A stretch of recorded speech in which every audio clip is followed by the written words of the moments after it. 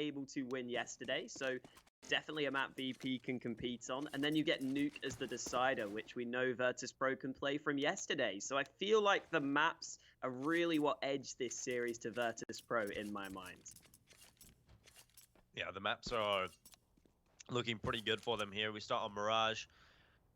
But one thing I have with Virtus.pro is you don't know which team is going to turn up, right? You come into today and you expect a certain Virtus.pro and they look completely different. Or they come out and they're swinging and they're looking better than you thought. So they're quite an unpredictable team in that respect. And they're going to have to show up in a big way here against the likes of Heretics. Yeah, and I guess the other aspect of that is that yesterday Snatchy was performing at such an incredible level. I'm not sure we can expect him to be dropping 30 kills on almost every map again here today, but if he can continue to find success with the AWP, sometimes even just the Krieg we saw on Nuke, he wasn't even using the AWP sometimes, showing his versatility with those weapons. He's definitely a player that's very capable of taking over these games. We've already seen that come through. And then it's just a question of how the rest of the team can play around him, because obviously Mihu's been good. I think PHR was also a player who had a lot of impact yesterday, even if he maybe didn't have the best stats. He was doing fine on the kills, but he had a lot of impactful rounds as well. Yeah, it's almost difficult to expect that sort of performance out of Snatchy against Heretics, just because they have strong individuals on this Heretics side.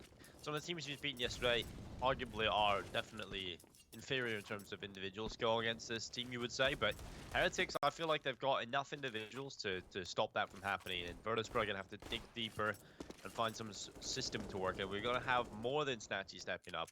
For success, generally we look to maybe 2 players stepping up in a big way, and obviously if you're really feeling it, 3 players would be the perfect way to find victory. But we find ourselves here in the pistol. It's going to be Virtus.pro on the T side, Heretics on the CT side. Yeah, Keo going straight for that defuse kit. We'll see what Heretics have to show us on Mirage, because like Mitch pointed out on the desk, it's not a map they've been able to win. They've had 2 attempts with this current lineup, both of them unsuccessful, and it's not even against great opposition. Losses against Espada and Namiga. So here against Virtus.pro, they could be in trouble if they haven't improved their Mirage. We are good to go into the pistol. Virtus.pro with 2 sets of nades, Snacks and PHR picking up the utility for the team. And Heretics have got a little bit of a stack in connector, trying to cause some issues at the start of this round.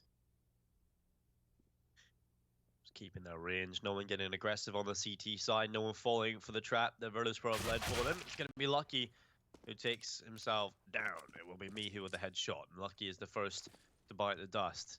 Mihu continues to push forward. 1 player at the bottom of connector, and Mihu continues to run up with the Glock as his teammate just swinging it. Snatchy straight towards connector. A faster play here from Virtus.pro. This is the aggression James is talking about. Virtus.pro getting in your face, causing problems for you. And Heretics have got to hold on here. Snatchy's in sandwich. The rest of the team coming through as well. David P does a good job of finding 1 kill, but it's only the 1. Nike Ashima and Davidovec have to pull off the 2v3. Virtus.pro trying to get on towards the bomb site. The digits being punched in by Snatchy. And now they've got a post plan, Alex, and they got the advantage.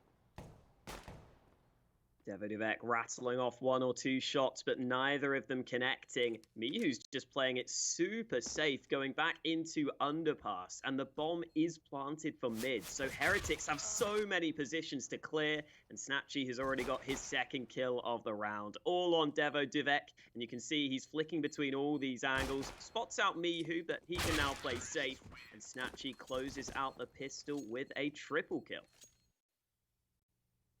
Virtus.pro, they find themselves the pistol win. Snatchy is off to a pretty damn good start here. And that's exactly what you want to see if you're the Virtus.pro side. 2 for Mihu as well. And the 2 players you really want to see step up for this side. We'll see if Virtus.pro can get this one over the line. It should be a pretty easy one for them going up against these USBs.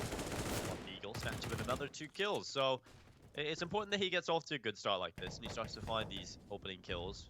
And then you can start to feel confident, right? He's 5-0 right now. He might just even find more. And you're off to a really blistering start at that point.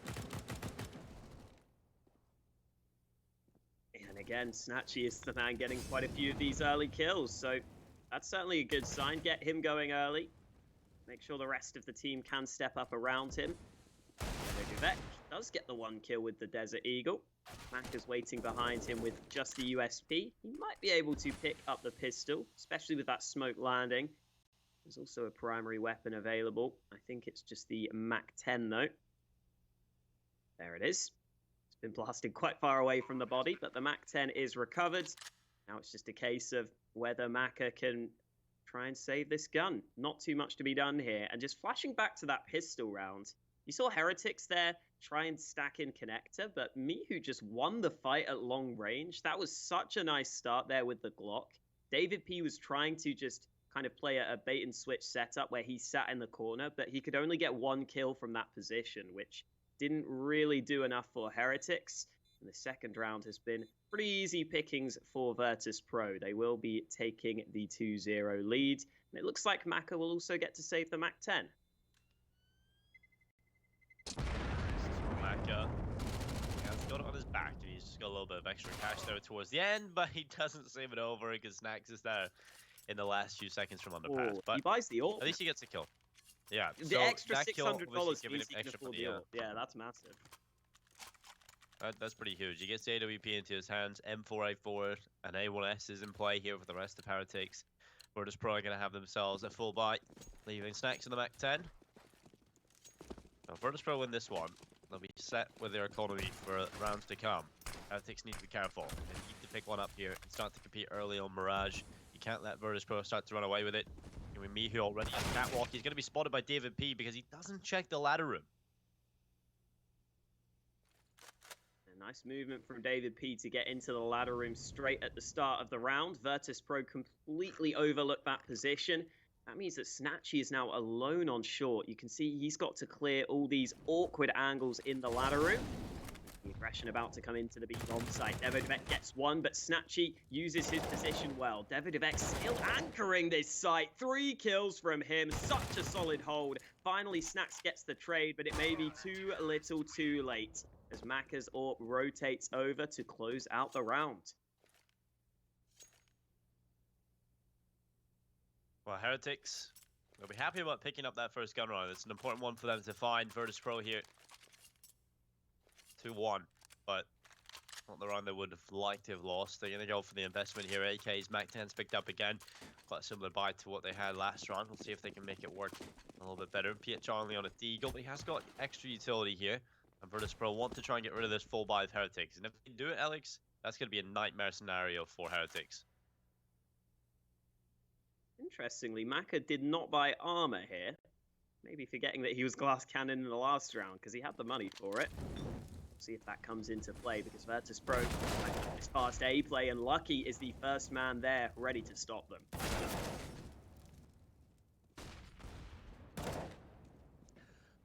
Lucky taking a dive into underneath the wood. PHR sitting here. It's going to be Maka with a kill, and David P finishes off the job. Clean round coming in from Heretics, and Virtus Pro don't even have a say in that one. So money is in the bin. It should be Heretics taking the lead here early on Mirage. They're on the CT side, the more favored side here on Mirage as well. So it's important that Heretics find these round wins. They have to get as many as possible.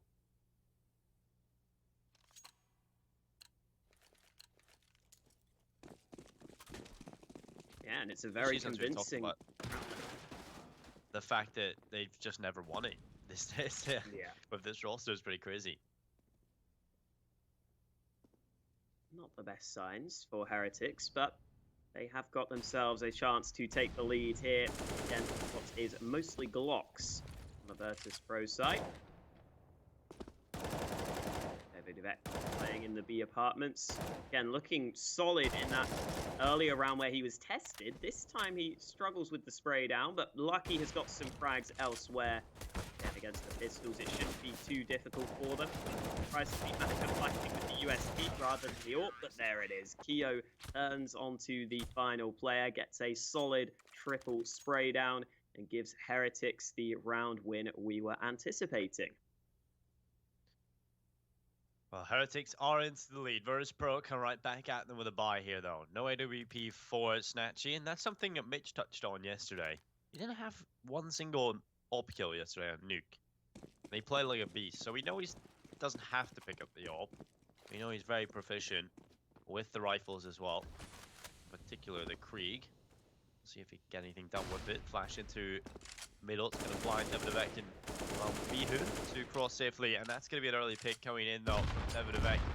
Dropping Statue out of the play here for Virtus Pro. Such an influential player for them. Losing him early is not exactly what they would have wanted, and no trade yet either. They know exactly where Mihu is, so Maka can just hold these angles. Well, Mihu has been able to get one kill back. It is Maka who's been dropped there. So just like that, it's into the 4v4. And Devadevek's early work has been countered by the headshot coming in from Mihu. Bomb has been left behind here, so the Poles can't really commit into this A site just yet, but they are slowly looking to see if they can set up this A play. The problem is they don't have many nades left to make this work. Just a couple of flashbangs and a single smoke. So it's really going to come down to VP either winning the opening fights or making sure they can get those trade frags. Good in towards ramp. David P swings in through the window. Will find himself an easy pickup here. A 3v4. Heretics back into favorable position. Kiyoshima jump spotting, gets a couple of bullets to the face, but he will stay alive. He stays in behind the ticket box himself. Lucky up on top of the wood. Good kill coming in. Looking for a second, and Lucky stepping up. He'll fall in toward the ladder, but there's a player there, and Veggie needs to do more, but unfortunately he cannot. It's going to be David P who grabs 4 here for Heretics. Yeah, you really see the lack of utility coming back to cost Virtus Pro at the end of the rounds there. They used almost all their nades, taking the mid control early on, and then they just have to run dry into the A bomb site. So if they don't clear the correct positions, it's pretty easy there for Lucky to get a couple of kills, make sure that Heretics are in an advantageous position, and at that point, the bomb plant was always going to be difficult. The round win was always going to be very, very tough for Virtus Pro. So Heretics showing us some early signs of success here on Dust 2. After losing the pistol, I was a little worried that we could see them going on a losing streak, but they've bounced back really well. They've got off to a good start. I think this was definitely important for them. You can see the money looking solid on the Heretics side. We've seen rounds where Devadevek has stepped up over at B. That round, we just saw Lucky step up at A with a multi-kill. Overall, it's just looking solid across the board for Heretics, whereas for Virtus Pro, Snatchy has been doing some decent fragging early on, but again, the rest of the team are a little quiet so far.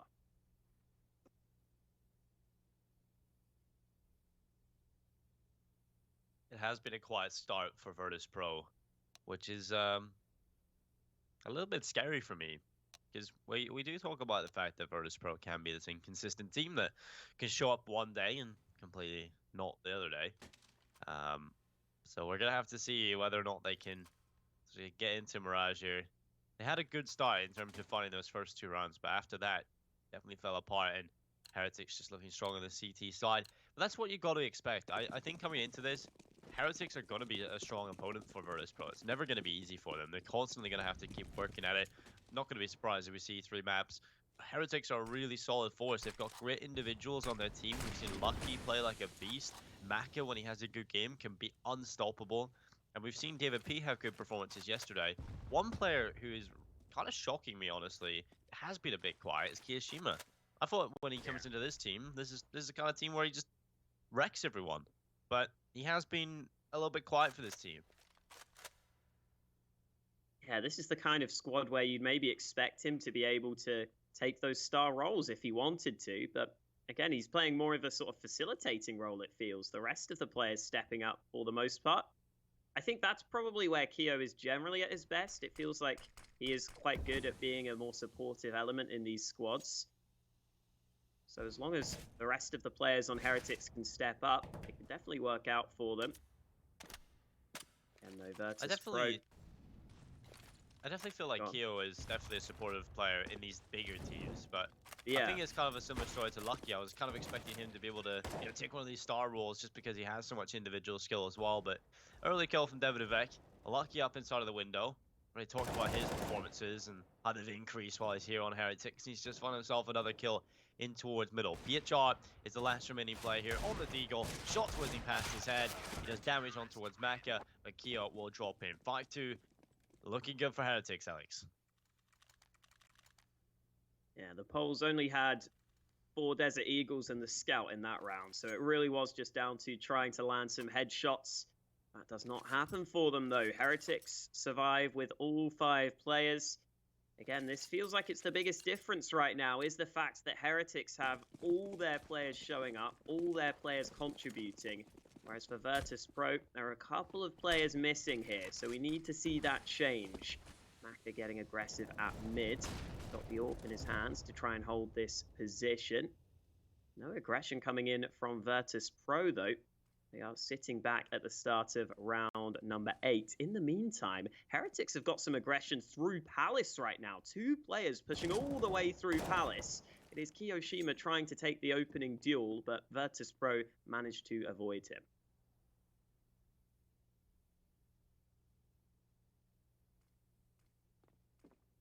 Kiyoshima heads his way through ladder room. Through Palace onto the wood. It's going to be Maka sitting back on short. Smoke ready to go out as well. At this point, Virtus Pro have got middle control. Which is an influential part of Mirage. Generally, everyone's default to take mid control here. Maka playing with a gap in the smoke. Misses the shot. Not one you'd expect him to miss either. And he gets overrun. PHR will take those kills every day of the week. As soon as you miss that shot when you're an AWPer in that position, you almost just freak out because you know you're most likely dead there. David P gets caught rotating away from the A site. It's an easy kill for Veggie. Now VP have got so much map control. Mihu is pushed all the way through here. Veggie's found yet another frag, and I think at this point, Lucky and Devek can happily call for the save. Even though they have a ton of money on the CT side, there's no way you're going to win this round. So maybe it's worth seeing if you can get some kills of your own. Try and limit to Virtus Pro slightly. But let's be real, the round win is definitely not on the cards here for Heretics.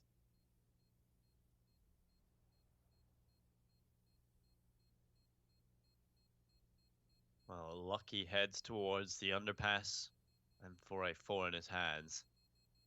It'll be a 2v4 the time ticking. Virtus Pro to get themselves another on the board, finally. After finding the first 2, they haven't been able to pick up any, and they finally break that curse. Perhaps a chance now to try and develop even more here against Heretics. It is, of course, Virtus Pro's map pick. So they have to try and perform well here. And I think that was a round where it was mainly just Virtus Pro being able to find that opening kill and then kind of catch Heretics rotating. They managed to take a lot of map control, and also Veggie catches the player moving away from the A site for an easy kill. And at that point, that's when Virtus Pro had a pretty big advantage. The A nades already coming in here. Kyo replies with a counter Molotov, so Virtus Pro are going to be slowed down on any potential A aggression. Well, Virtus Pro not slowed at all. They're going straight in as fast as they possibly can right now. They're stuck on Tetris, but once they clear that CT area, they can get that ball plant in. Actually, that's the as well. Veggie is covering potential weaknesses, the gaps, and pushes. Lucky will catch one on the edge of the smoke, and it's a good kill to find as well. A second coming in from Lucky, and he's still kicking. No one has fallen here at Heretics, and Lucky's grabbed themselves a 2-man advantage into this retake. Virtus Pro are so low as well, so this is not going to be easy for the Polish side. They've got to hold on towards the A bomb site and have to fight off these offensive CTs going back into the bomb site. Kill some Devek, it's all on stacks. 1v4. And the nade comes in, and David P will secure victory. It's going to be another on the board here for Heretics, and the chance, the hopes there for Virtus Pro to find a few in a row are completely gone after that. Bomb plant, though, secures quite a bit of cash. Yeah, and I think you can kind of see the issues that teams sometimes come through with when they go for the full-on A execute, using all their nades just to make sure they get the bomb down. But then they don't really get into good enough positions for the post plant, especially after Lucky gets those 2 kills.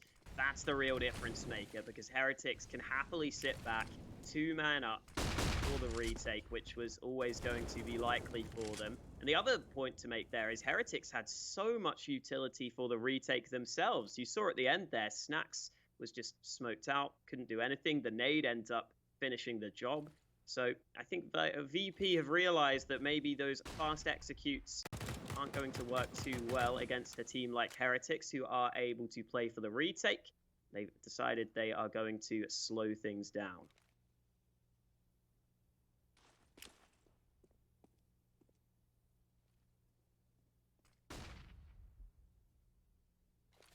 Well, Virtus Pro. This really is a test in this round. It's whether or not they are going to be looking good at the start of Mirage. They'll start to come up in towards Catwalk. 2 players up there already. They're hanging back in the apartments. And well, this is a pretty solid take already. They've got Snacks up in towards top con. Mihu's got controlled ladder room. They're in a good position here for this Pro. Heretics have pushed up in the apartments, and that is the only weakness here. P just looking to try and hold it off. Veggie needs to stay alive. If he wins the fight on David P, they've got a huge advantage here. Then they only have to really face Devon Vec, but David P gets aggressive and finds the bomb. The Molotov will confirm that they'll hold on to it for at least the time being, but look at the kills coming in for the CT side. No one on Virtus Pro able to find anything just yet, and PHR finally springs into action, but the rest of the team are gone. He will be domed by David P, who is just having a great game so far on Mirage. Snacks left in a 1v5, and he is a good clutcher, but this is maybe a little bit too far gone as the time is eliminating him. So Virtus Pro, unfortunately, they will not get it done again, and their money is still available, but you got to get round wins. Yeah, in the previous round, Virtus Pro perhaps go too quick into the A site. They don't bait out the nades first. This round was the opposite. They decide to slow things down significantly, and yet Heretics still had quite a few nades left at the end there. And they also had really good information, a really good read on the play that was coming in. You saw there on the minimap with about 20 seconds left, Heretics had basically all their players on the B side of the map, which was massive for them. It made them shut it down quite easily, and VP back to the fast play over at A. Well, the lineup from Lucky. 3 kills going in for him. Snatchy, the last remaining player now with a MAC-10 in his hands. Lucky makes it look easy, and Snatchy comes in with the MAC-10. Not exactly the weapon you'd expect him to be able to pull this off with. Virtus Pro have just been outclassed on an individual level in these last few rounds as they start to come on in. Snatchy towards the backside. It's going to be Devinovic who will take the kill. And Heretics find themselves an 8 on the board. They're already winning the half. They're looking for more though, and they certainly are in a position to do so. Yeah, again, money is strong for Heretics. Round wins keep on coming. Virtus Pro trying the fast play once again, but this time they don't even have the nades to get them onto the site safely. They were just hoping they could play on contact, maybe win those opening fights, but that did not happen. Lucky was in a solid spot to lock it down, got those 3 kills, and really made the difference there for Heretics. Virtus Pro get the opening. Great shots coming in from Mihu as he rattles them off through the smoke, but unfortunately Lucky has been able to get the trade. So just as it looks like VP have the edge, it was snatched away from them shortly, and again the trades just keep on coming. Back to a 3v2 in favor of the Poles.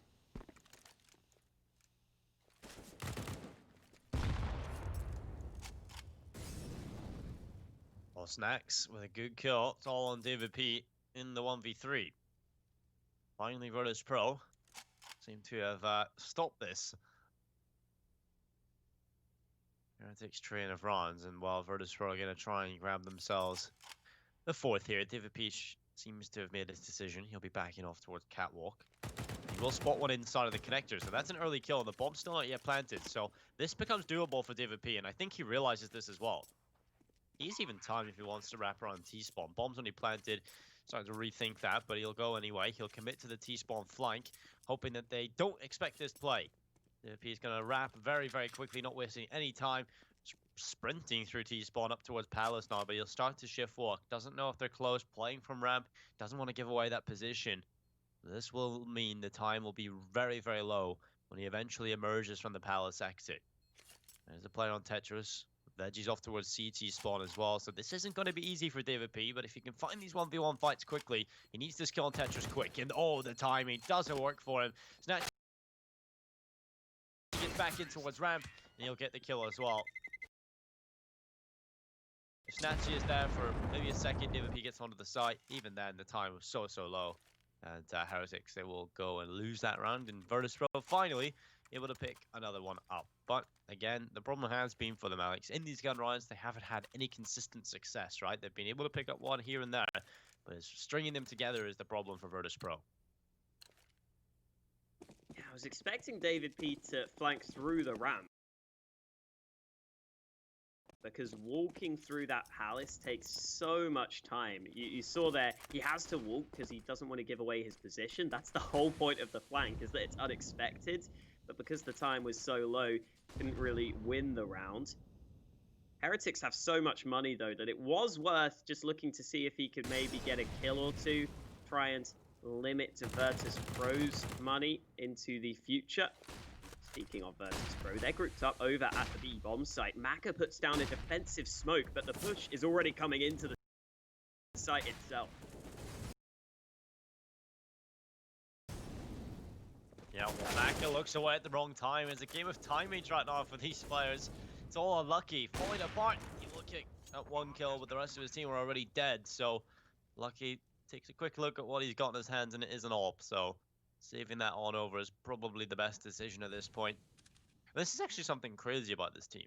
Lucky has been secondary AWPing for the side with Maka, and he's been doing it really well. We've actually seen it probably more on Dust too with this Heretics roster, but the fact that they have that potential is crazy, and Lucky just seems to be showing that he's a bit of a Swiss Army knife when he's got the space here to work with in Heretics.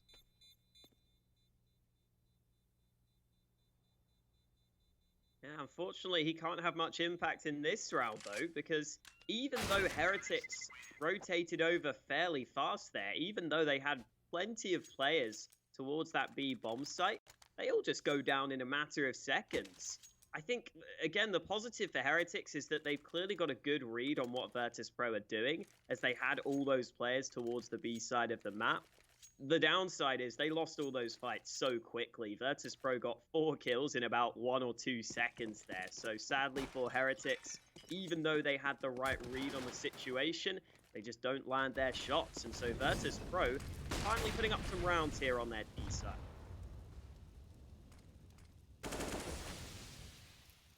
Oh, Mihu.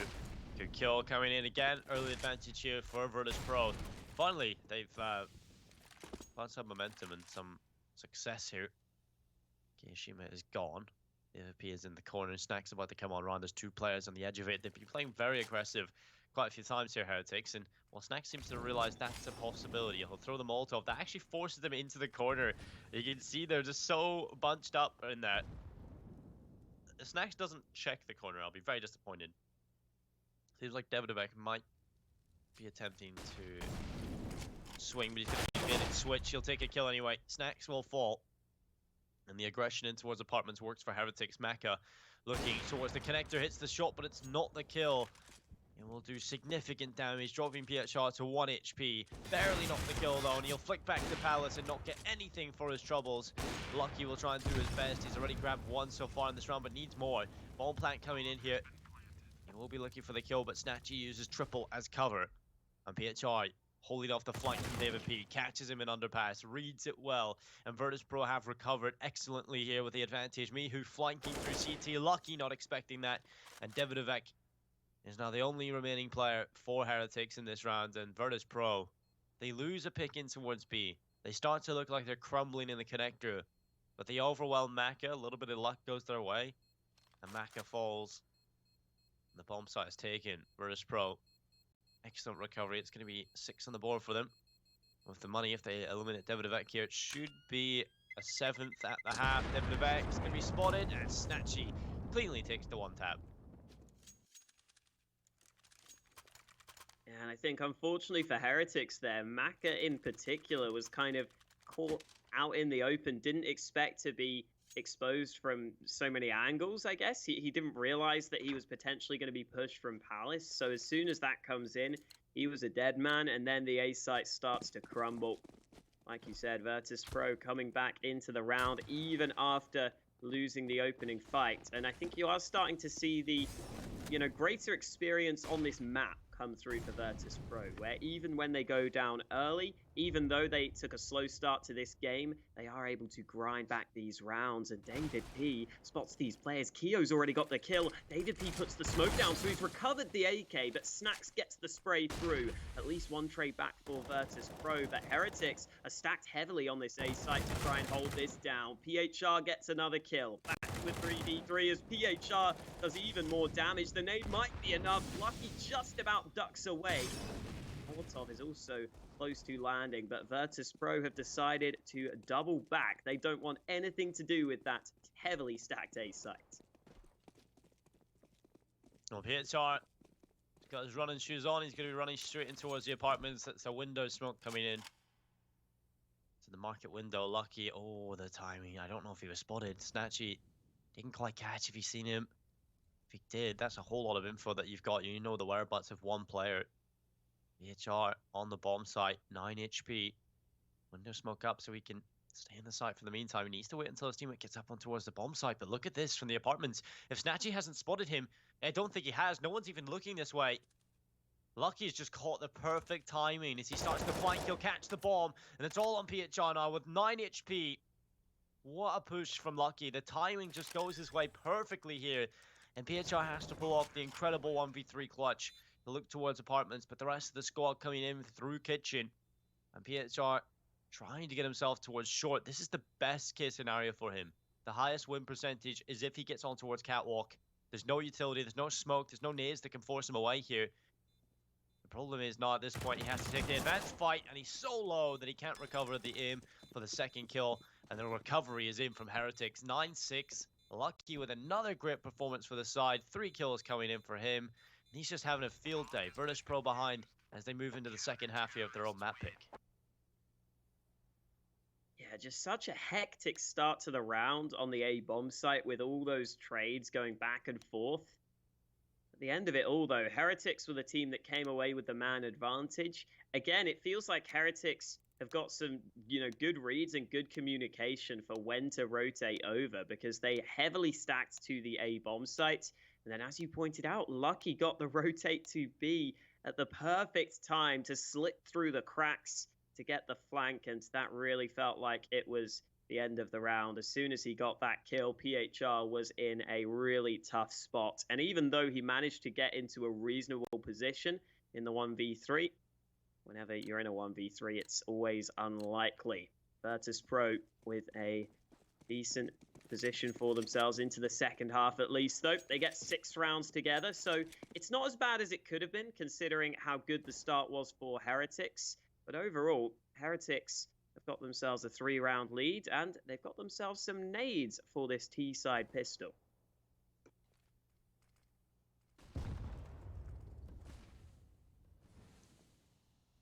Well, Snatchy sits back, his head torn off. Kiyashima off to a great start here in the pistol for Heretics. They'll continue to move forward, but Lucky has been dropped by Mihu. Davidivek finds the trade again. It's going to be a 4v3 and diving through the gap in Underwood. A kill coming in with David P on the flank as well. It's falling apart for Virtus Pro. Snacks tries to do his best work, but he is caught with his pants down. It's going to be 10-6 here. Great pistol pickup for Heretics. They are looking so solid here on Mirage.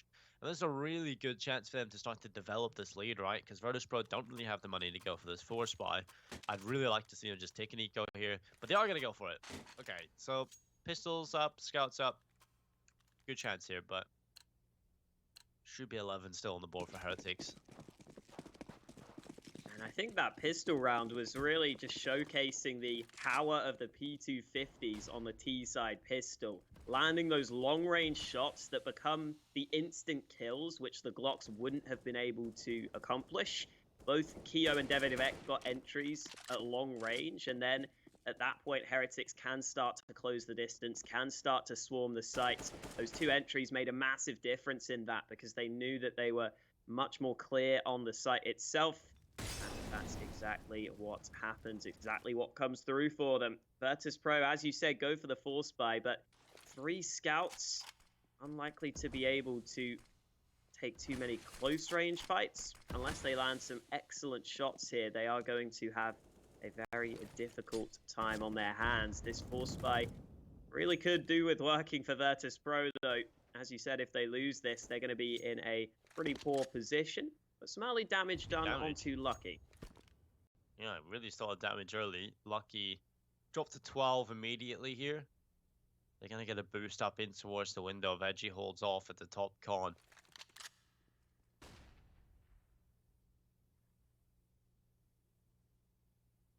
Slow approach here from the T side. Maybe creeping up inside of middle. Connector looks to be the crunching position. And this means there's got to be a big hold from Veggie here. He's going to start to spam away. He gets 1 kill. Trade in from Keo, but Snatchy has a good angle. He spots the player coming across. Doesn't land the shot. Very difficult to hit. And he's overrun. So Heretics, they pull it back. Looking good for them here. And Virtus.pro struggling. They might even consider saving these scouts into the next round because there's going to be nothing if they don't save them. And while PHR's gone, it's all on Snacks. He's stuck in the B bomb site. And Heretics, they seem to want to get rid of him. They seem to want to eliminate this scout from his hands to make sure that they can't compete at all in this next round after this. It'll be a full eco coming in from Virtus.pro. Snacks cowering in the corner, in behind the van, hoping that they don't check his position, but they know exactly where he is. And there it is. Devinovec comes around the corner, finds the headshot, and it's Heretics on 11. So, yeah. you know these new metas that keep coming in, like the AUG meta, the SG meta, they're gonna change, right? And we're gonna see, the nerfs come in the respective things. Harry and I had a theory last night that there's gonna be a very unexpected meta coming, and it's gonna be the Joe Beretta meta. Oh, it rhymes as well. All right, the Joe Beretta meta, yeah, it's coming, and the Joe Berettas are incredible. So basically, in Pistol Round, you get one of your teammates to drop 2 sets of Joe Berettas to armored opponents, and you will never lose a pistol again, ladies and gentlemen. So just to confirm, the dual Beretta meta is just buying the dualies on the pistol round. It's not like every gun round you pick up dualies, no. right? Then, yeah, okay. After that, use the Joe Berettas in the next rounds. Ah, there you just go. Maybe. One day, I hope we see that, Dinko. Right now, though, we're seeing David P get a couple of kills alongside Lucky with the MAC-10. Snacks in a sneaky position, but he doesn't get the kill he was looking for. Big whiffs from Snacks from behind. Unfortunately, the USP needs the quick dink there. Otherwise, you start to panic, you start to spam away. Doesn't matter too much in the grand scheme of things, though. Heretics were always going to be winning that round. Maybe if VP bought some dual Berettas, they would have won, Dinko. Who knows? Definitely, almost certainly, actually, Alex. In an alternate timeline. There's actually a spray control. There's actually a spray control pattern for the Joe Berettas. Well, nice. Are you starting to learn that then? You're getting ahead of the meta? Yeah. Gonna be the pioneers for the Joe Beretta meta. I mean, hey, I was using the SG before. Yeah, you were ahead of the curve, Alex. Somehow people have overtaken you, though. They goes in towards apartments. The P hides behind the wall. Snacks here on the other end of the smoke. 2 players starting to come up through the connector. PHR under wood. Got a solid position to deal with this offense. He's also got backup from CT spawn as well.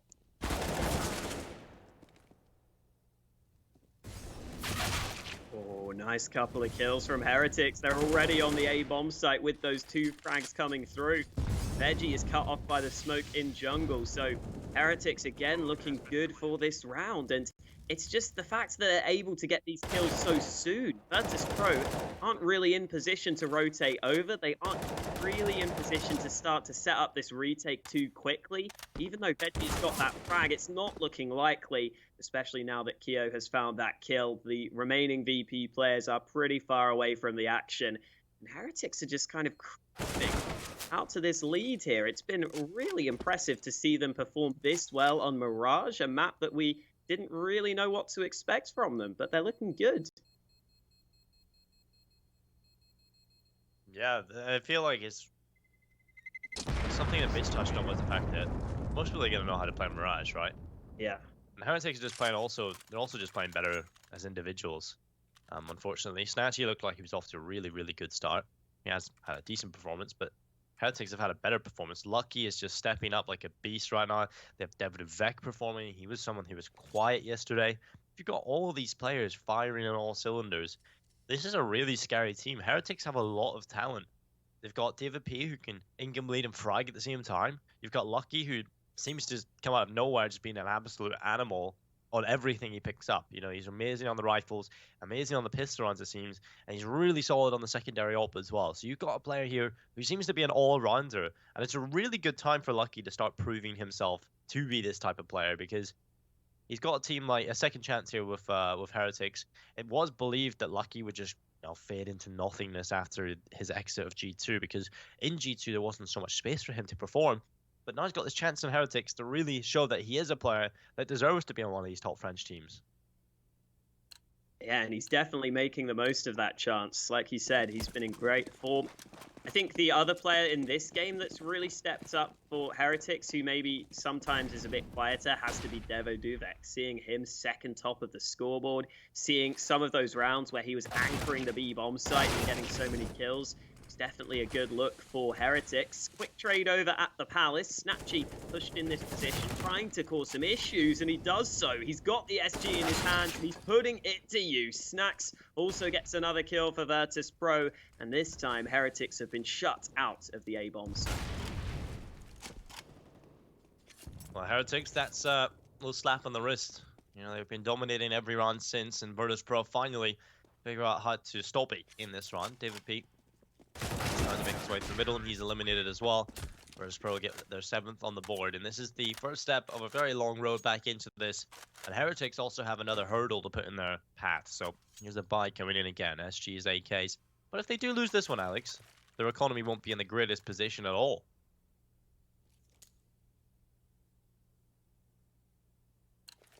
Yeah, that's what VP will be hoping for. That's what they'll be kind of relying on, considering how far behind they are.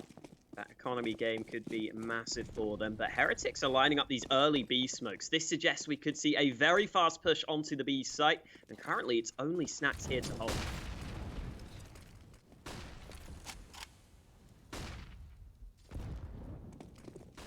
Well, grouping up, it's going to be a faster hit in towards the B-bomb site, and Snacks is under pressure. Grit 8 damage coming in here from Virtus Pro, and the lineup from Mihu is in alongside Veggie.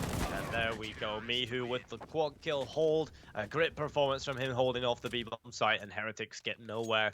They're on an eco finally, Alex. They could go for a couple of upgraded pistols, but this should be a 9th on the board for Virtus Pro, and a chance to come back into this. Yeah, and even though Snacks doesn't get a single kill there on the B bomb site hold, he did a lot in that round to make sure Virtus Pro could rotate into that B site. He did exactly what you need to do on that B site of Mirage. As soon as he realized there's probably a push coming his way, he put the Molotov down to buy his teammates time to rotate over, and then he did a good amount of nade damage to get assists on most of those kills. David P, though, has already got a nice shot at the start of this one. Veggie hitting the deck in at top mid. Mihu looking to see if there are any players in underpass, but Heretics are looking for fights elsewhere. Maka peeking through Palace, and the rest of the team grouping up for this A play. Nice shot from PHR. Great kill from PHR indeed. Davidovec sits inside of Sandwich. Nade going in on top of Sandwich, but for him, he's not in that position, but it doesn't really matter. The cleanup comes in from Virtus Pro. They get it done. They're looking comfortable in these sort of rounds, but obviously have a real test coming here. Again, a buy from Heretics that haven't really looked too good in the last few rounds, so we'll see what they have up their sleeve.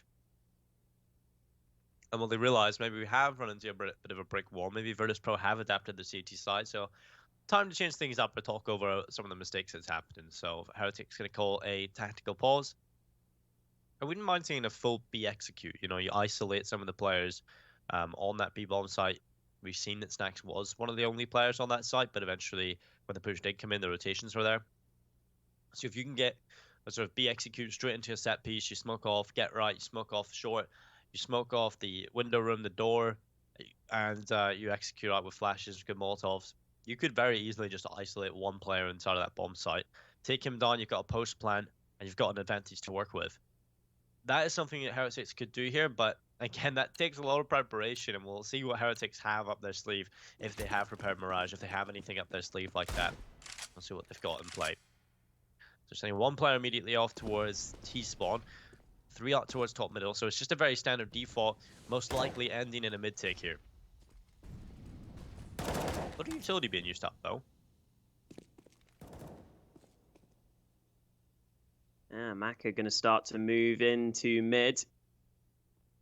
In those earlier gun rounds, Heretics were going with a very fast pace. We might see that again because they're moving to connector. Lucky gets a quick trade, but they're going to continue to move in. I really like this call from Heretics. With the B fake in towards a connector push, it just doesn't really work for them.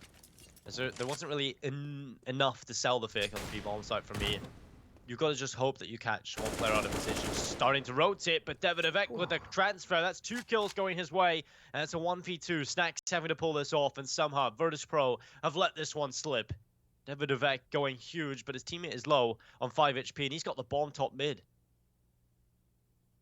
Oh, the timing. The timing. Snacks looks away, and David P crosses.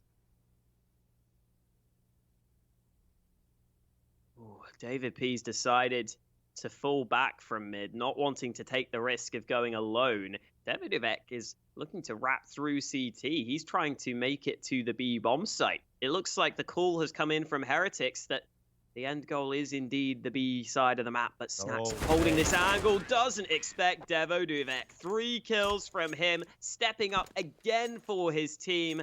I think he's been the real difference maker for them here. Seeing Davidovec near the top of the scoreboard has been huge for Heretics. Normally he's a bit of a quieter player for them, but it's another round where he steps up, and Heretics take their 14th round win.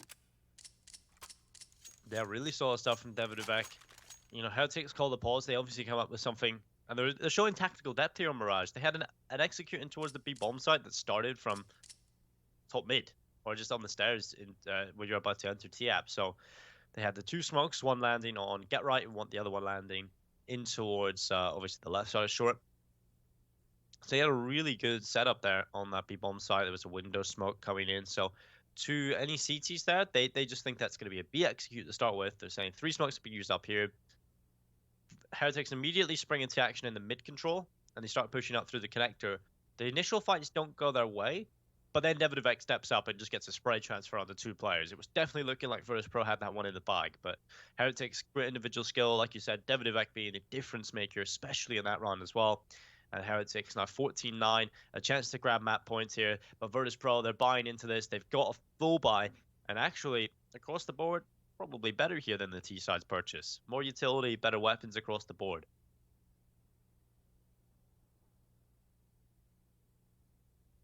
And if there were to be a time where Snatchy would step up with the AWP, this would be the round where we'd love to see it. He did get off to a pretty good start in this game, but feels like he's been quiet as the game has gone on. Maybe now that he's got the comfort of the sniper, he will be back to his best. We'll have to wait and see because there is a timeout in play ahead of this 24th round.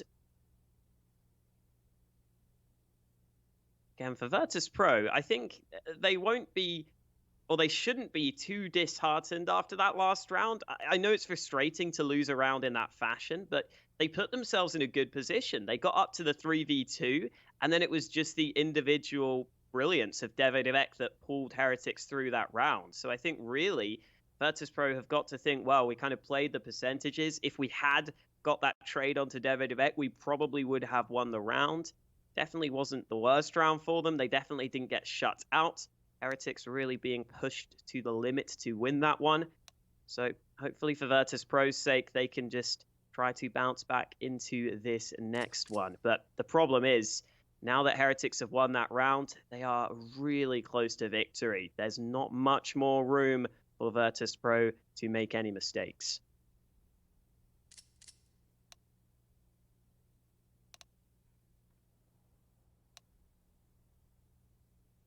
No, definitely not. Snacks with plenty of money here as well. Can decide what he wants to purchase going into this round. He's gone for the M4A4.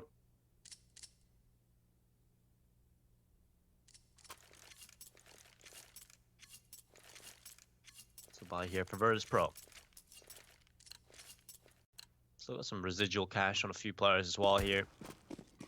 Shouldn't be enough for a buy in the next round, even if they lose this. So I don't think they'll be wanting to lose this at all.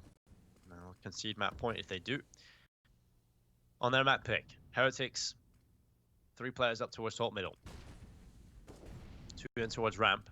Generally going to be an ace split most likely here, but that's going to be a great shot from Snatchy. Window peek coming in. Virtus Pro do, Heretics do something pretty interesting. They really have neglected to put too much utility in towards window immediately. They're actually more willing to take those fights in towards window instead of actually using the utility to clear it. That's a missed Molotov as well, so piece of utility gone to waste. Look at the push from Snacks all the way up in towards the apartments. He needs to be careful. They're coming in towards him, and he will get a kill, and he'll hold them off. A great push from Snacks, working out well for Virtus Pro. Seeing Snacks do some scary things from this position. Almost gets the lineup onto David P. But Snacks has given his team the man advantage. And this is another game where Snacks has sometimes struggled to have impact. So seeing him get that kill and get the information on the B aggression is definitely a positive sign for Virtus Pro, because now Heretics are 1 man down, and they're all grouping up to try to make the move in through mid. Well, Heretics already up towards the B-bomb side. The apartments player done as well. That's the most important player to find, because that gives them time to play with here on the Heretics side. They don't have a smoke, so they have to try and get across using Molotovs and flashbangs. PHR flanking in from catwalk. He's going to catch the kill, but it's not the bomb plant denial. Instead, David P in a 1v3, snatching on the angle, swings into the open, dodges the bullet on the AWP, and David P has just entered the matrix. He's looking for a little bit more, but he's finished off as PHR gets the work done. It's going to be another here for Virtus Pro, 14-10, and it's an important round for them to win. Yeah, not a bad effort from Heretics. Like you said, they managed to get onto the B site pretty quickly. They got that 1 kill. The smoke gave them enough cover to bypass those players in connector, so they could get the bomb planted, so they could give the round a good go. But Virtus Pro remain on top from the early trades, and they use that to their advantage on the retake. Now Heretics are forced down to a weaker buy. This is where Virtus Pro can try to mount this comeback. Snatchy again has the AWP. He's not holding mid this time though. He's playing on the A side of the map. Snacks again is playing as this B site anchor. He's got Mihu here to help him, and he might need Mihu's help because Heretics are starting to group up over to B.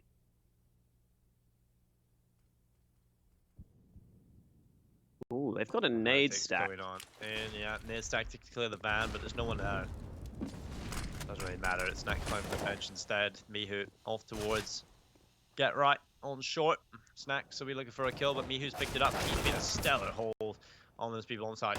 But David P and David Vector are going to find kills, so it's Snon to Snacks. He hands down to the bomb site. He's done well to find that kill. Now there's only 2 players left here on Heretics, but David P has cracked the head of one. 2v2 Virtus Pro, not like this. You do not want to lose this round. Snatchy goes aggressive, misses the first shot, but the P250 spam is enough. Now Kiyoshima, 1v2, rattles off with the first Deagle kill. Looks towards Catwalk, and that's exactly where the last player is. It's PHR with the creep on range. He will find the kill on towards Kiyoshima, and Virtus Pro will sweep up an 11th round, but not easily at all.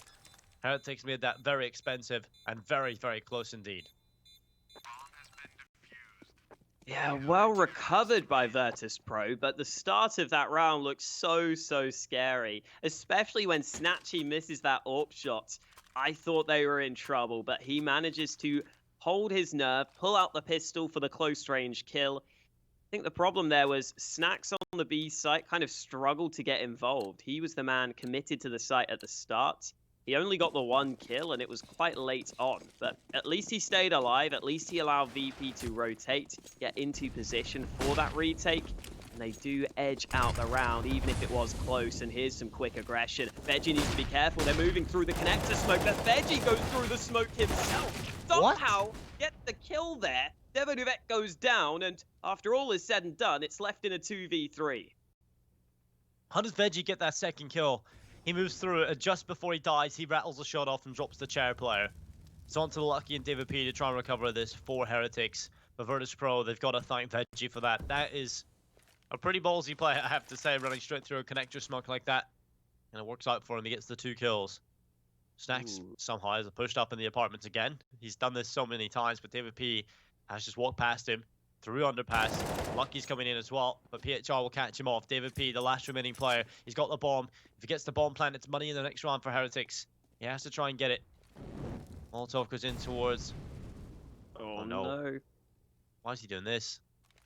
He's going to spot a player crossing, that's going to be a kill, but he's given Snacks time to just come straight back in towards the apartments. David P wasting a little bit of time here. Snacks going back up in towards apartments. David P going back in towards middle. If he finds this kill, it's winnable because Snacks is up in apps. He just needs to clear short. He needs to be aware of this position, and Snatchy is that. David P is going to clear it. Oh no, looks away, and that's just so unfortunate. Snatchy just in a bit of an off angle, a little bit further up against the wall, and David P, well, nearly makes that work. Almost thought like the only thing he can do here is get a bomb plant, but he didn't get that, and there's no money for the Heretic side. You see that David P has the right idea. He had a rough guess as to where the player could be, but didn't clear the position fully. Snatchy comes away with the kill. Virtus Pro, again, are clinching these rounds. They're not winning them convincingly. David P definitely made that one somewhat scary, but Virtus Pro are able to get the round win that they were looking for. You can see Heretics here using their second timeout, realizing that it's got to be a low buy in round 27. We've seen them invest pretty heavily into the utility in these sorts of rounds and actually try some executes, and they can do the same here. They've got lots of smokes, quite a few Molotovs as well.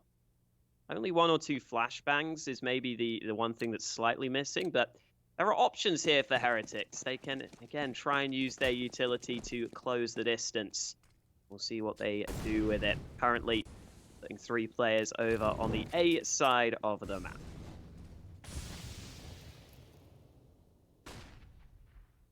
Well, Lucky going towards underpass, starting to make his way up on here. He's got CZ. Be careful. He's just picked off the first kill. Keo coming in through the ramp booth. It's going to be Mihu. Able to find one Veggie, actually. Doing significant damage. Keo rattling shots but can't connect the kill. Snatch another kill on the AWP, and it's an easy cleanup here for Virtus Pro. David P, the last remaining player. 1v5 inside of the connector with just the Deagle. Don't see him doing too much here, unfortunately. It's going to be 14-13. Virtus Pro, 1 away from evening the scoreline here on Mirage. You saw Heretics use their smokes at A. They went for those standard smokes, but Virtus Pro were much more confident in taking the fights this time. They realized that they can just afford to play on the site itself. They can afford to take those longer range fights. And that meant that Heretics could never get out of that tight choke point at the ramp. They were stuck there. And you can see on the scoreboard the recent string of rounds from Virtus Pro. They've won 7 out of the last 8 on their CT side. This was their map pick here on Mirage, and they are still fighting hard to come back into this one. Snatchy sticks with the AWP. Heretics, though, have been going for quite a few fast plays on their T side, and it looks likely they're going to go for the same here again, but they are heavily stacked in Palace. This is interesting, Dinko. Well, Snatchy has an iron call. They're going to swing into the open. Kishime here with the SG, looking towards the top of the stairs. Good kill. Going in from Snatchy, looking for another one, but it's Neverback and Lucky with 2 kills. Mihu will get one before falling. It's a 2v2. A chance here for Heretics to grab map point, as Virtus Pro having to fight back yet again. Flash into the air. Snacks will blind Davidovec. It is slowing the time slightly, but Heretics have to try and recover that bomb. PHR is in ramp. And towards T-spawn, he can come into ramp, with Snacks just playing passive in jungle. At this point, Heretics, it's not easy. They still have a chance. The timing's good for PHR. He catches off one player, all on the Davidovec, who's been nuclear so far, but quieter in these last few rounds. He has to show up again. A 1v2 clutch is required of him, and the bomb is in the open. They're letting him grab it at the minute. Snacks, he's in the corner in connector. Always in a position you can't really expect him to be, Snacks. Heretics going to try and clear jungle, clears all the angles, gets close. A little bit of time to work with here, but he doesn't have the bomb. He can try and go through the avenue of CT, but he needs to be completely quiet in his approach here, Alex. He needs to be quick as well with 20 seconds. seconds. Yeah, he's got a really tough task on his hands because he doesn't know where either player is right now.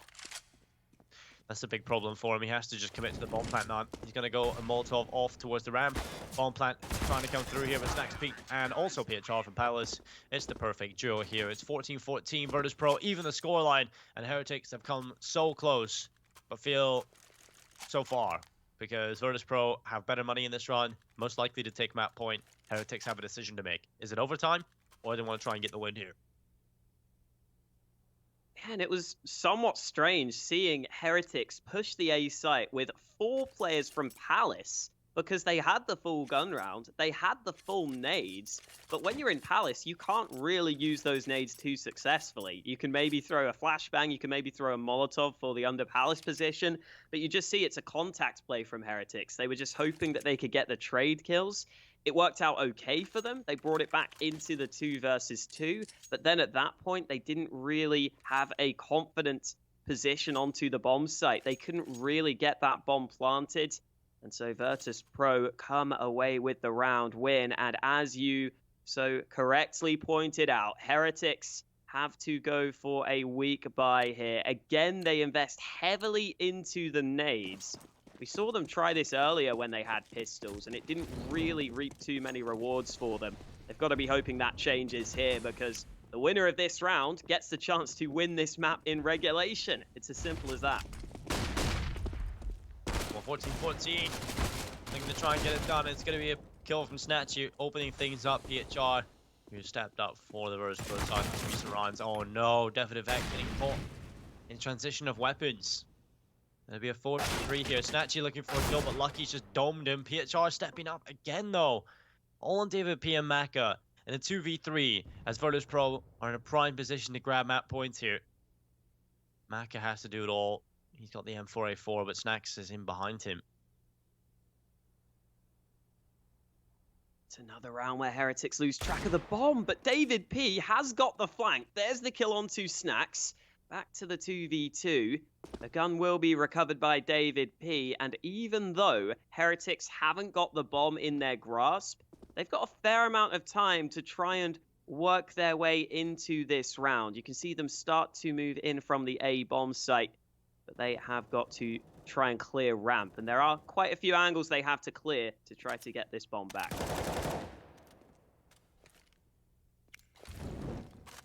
Well, 2v2. 30 seconds left. David P is trying to put pressure in towards A ramp. Bomb is on the floor. Veggie sits back. He's got the SG looking there. 20 seconds. Eventually, they've got to go for this, Heretics, and better lit than ever. But they will go eventually in towards the ramp to grab this bomb. Veggie, all the angle, trying to catch them running away. But PHR has got himself into such a strong position. They've got to clear this immediately, and they line up for him. 2 kills come in. They're on top of each other's heads. And PHR finds the kill to give Virtus.pro 15 on the board. And he really has stepped up for the side here in these last few runs. He's gone 20 and 21, yes. Not exactly the most pretty score, but the kills that he's been finding recently have just been so impactful for Virtus.pro, and he's a pivotal reason as to why they've been able to put these numbers on the board. Yeah, and I was saying earlier in the day, I feel like PHR had a lot of impact yesterday as well. Even though he maybe wasn't the most impressive player on the scoreboard, he was definitely having rounds where he contributed, and that was so well played by PHR there. Rather than VP having both players watching the bomb and risking just losing those fights or conceding the site itself, Veggie just plays for the information, waits for Heretics to move in to recover the bomb, and then PHR is just sitting in Palace, ready to move in at just the right time to be able to catch the players trying to run onto the site. As you said, it gets a bit crazy as Heretics run on each other's head.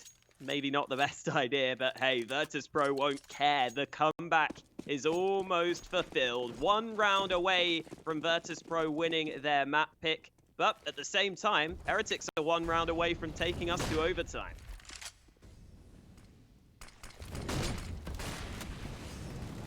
Bob PHR underneath the window.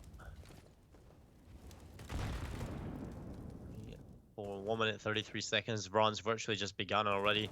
Heretics trying to seize some map control. It's going to be flashbangs over the top in towards the B-bomb site. David P clears through underpass. Going to try and get boosted up in towards the window, but Veggie, he's so quick.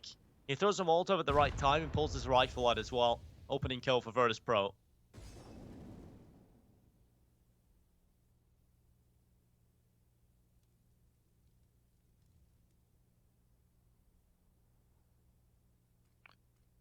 Yeah, Veggie just sits back. He stepped up in the recent rounds as well. Yeah, he really had.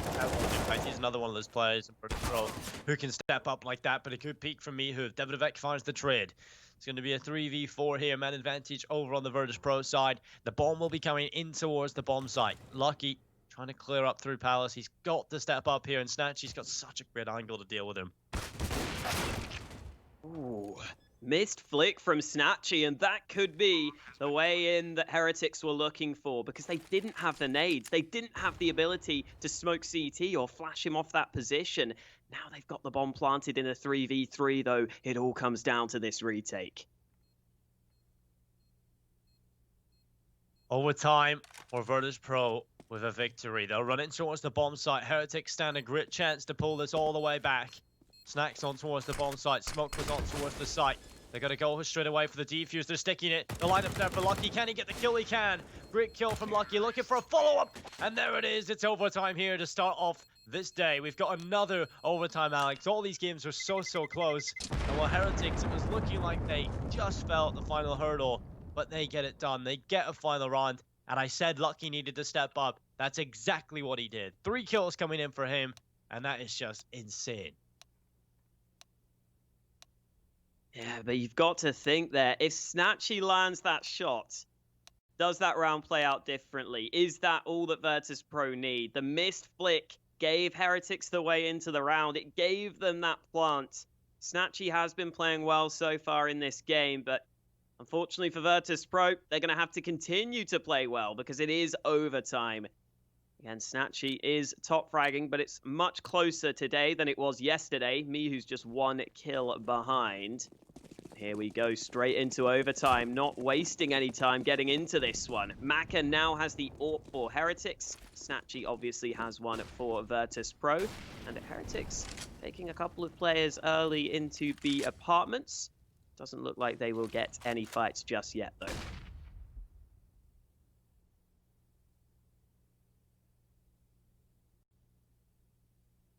Heretics immediately into the slow default play. They've got the bomb in T-spawn exactly, so they're really leaving their options open. They're not leaning into one site too much. They've got quite a few players positioned in towards B though. Molotov goes towards underpass from the CT side. At this point, Heretics just wanting to drain the utility of Virtus Pro. Molotov in towards apartments, and now they can fall back. Heretics recovering the bomb. Might just go straight in towards an A hit here. 2 players still positioned outside of the B-bomb site. They've done their standard execute again. The 2 smokes in towards short. One up on towards the site. But they've started to fade away. 45 seconds. They've got to go here. Utility on the T side. Still available as the 2 players left trying to fake in towards the B-bomb site. Is that going to pull a rotation? It is. They are leaning in towards this B site here on the CT side, and they're faking the execute very well here, Heretics. Selling the fake perfectly, but PHR is still hiding in the site, so is Veggie, and they're able to pick out the kill. PHR and Ninja, they're not going to check in the 2 preoccupied, but still somehow the flick comes in from Maka. The kills from Snacks and Snatchy landing though. Virtus Pro 4v1, Maka able to pick up a kill. And while they're trying to get this bomb planted, but the peak for me who comes through. 16-15 for Virtus Pro, and really, that was a decent attempt from Heretics, honestly. They get that B fit going. They try and sell it with 2 players and try and head in towards the A site.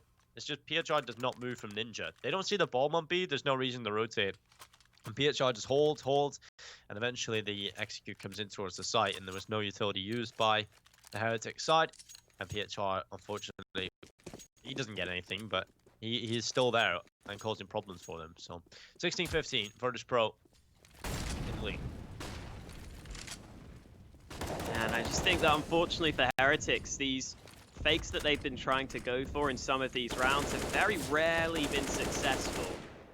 Might be time to keep things a bit more basic, keep things simple on your opponent's map pick. On a map you don't play too often, maybe it is better to keep it more standard on the T side. Snatchy here getting aggressive in Palace, looking to see if there is a fight available to him.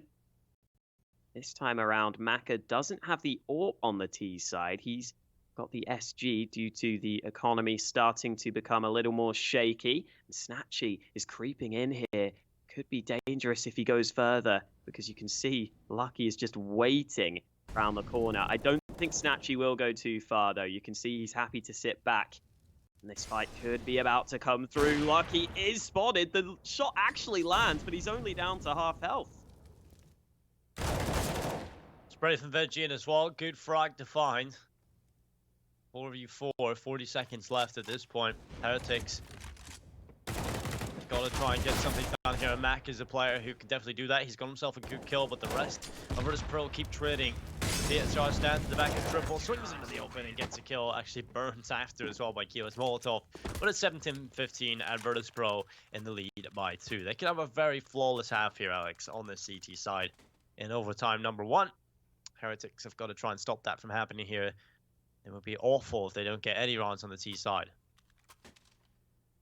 And with 10k starting money, losing those 2 rounds has put a slight weakness in Heretics' buy. Maka is down on a UMP, but the rest of the team have the rifles, have the nades, and they have to try and get at least 1 round win here. But Snatchy again is just taking contact. Great opening kill comes in from him. There is a player on the right side, and Snatchy is bailed out by his teammate. Great kill from PA Star.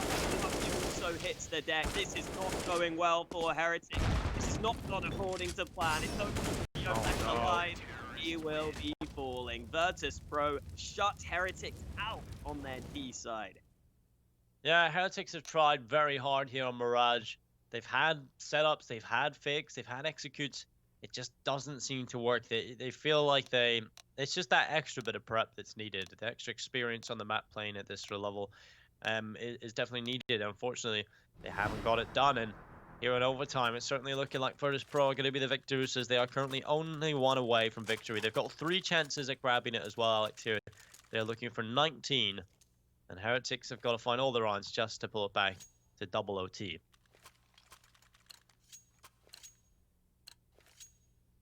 Yeah, the resilience shown by Virtus Pro to get to this point was so impressive back in regulation. They had to win so many CT rounds to get to this point.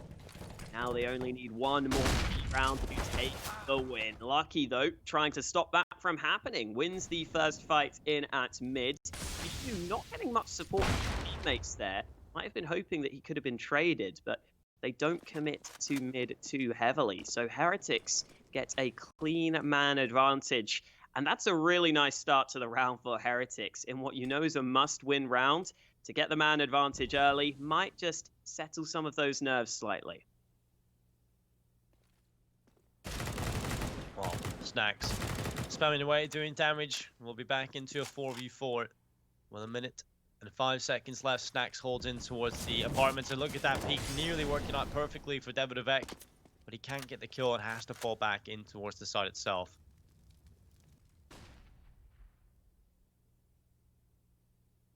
Now Virtus Pro has pushed into a ramp, so Heretics have the information here.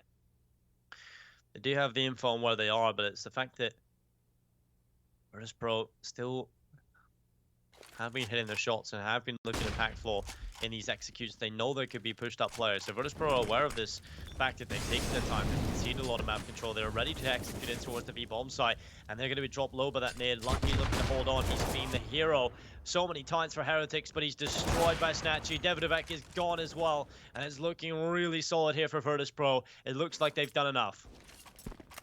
Those are some sick shots from Snatch.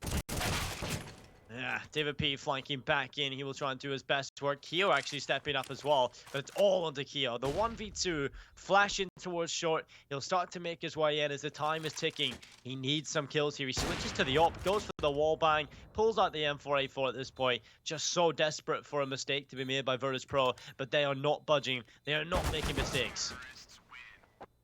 There we go. Veggie closes it out. 19-15. Virtus Pro win their own map pick. It was much harder than they would have been hoping, but they do get the win. That's the main thing that matters. We will be going to a break, but when we come back, we'll have the thoughts of the desk. Make sure to stick around.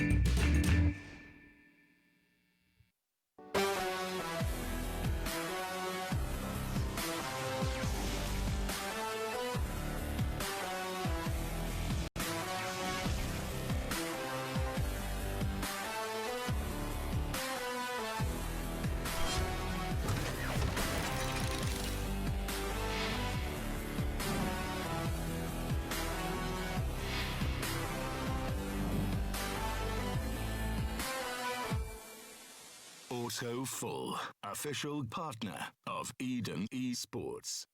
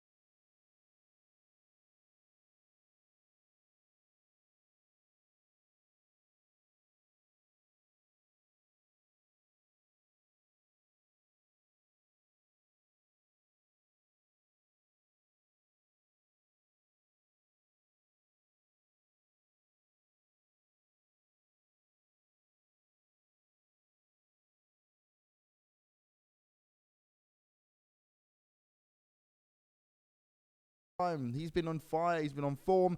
Heretics were making it look like, "Whoa, we've got this in the bag." Realistically, that should have never gone to overtime.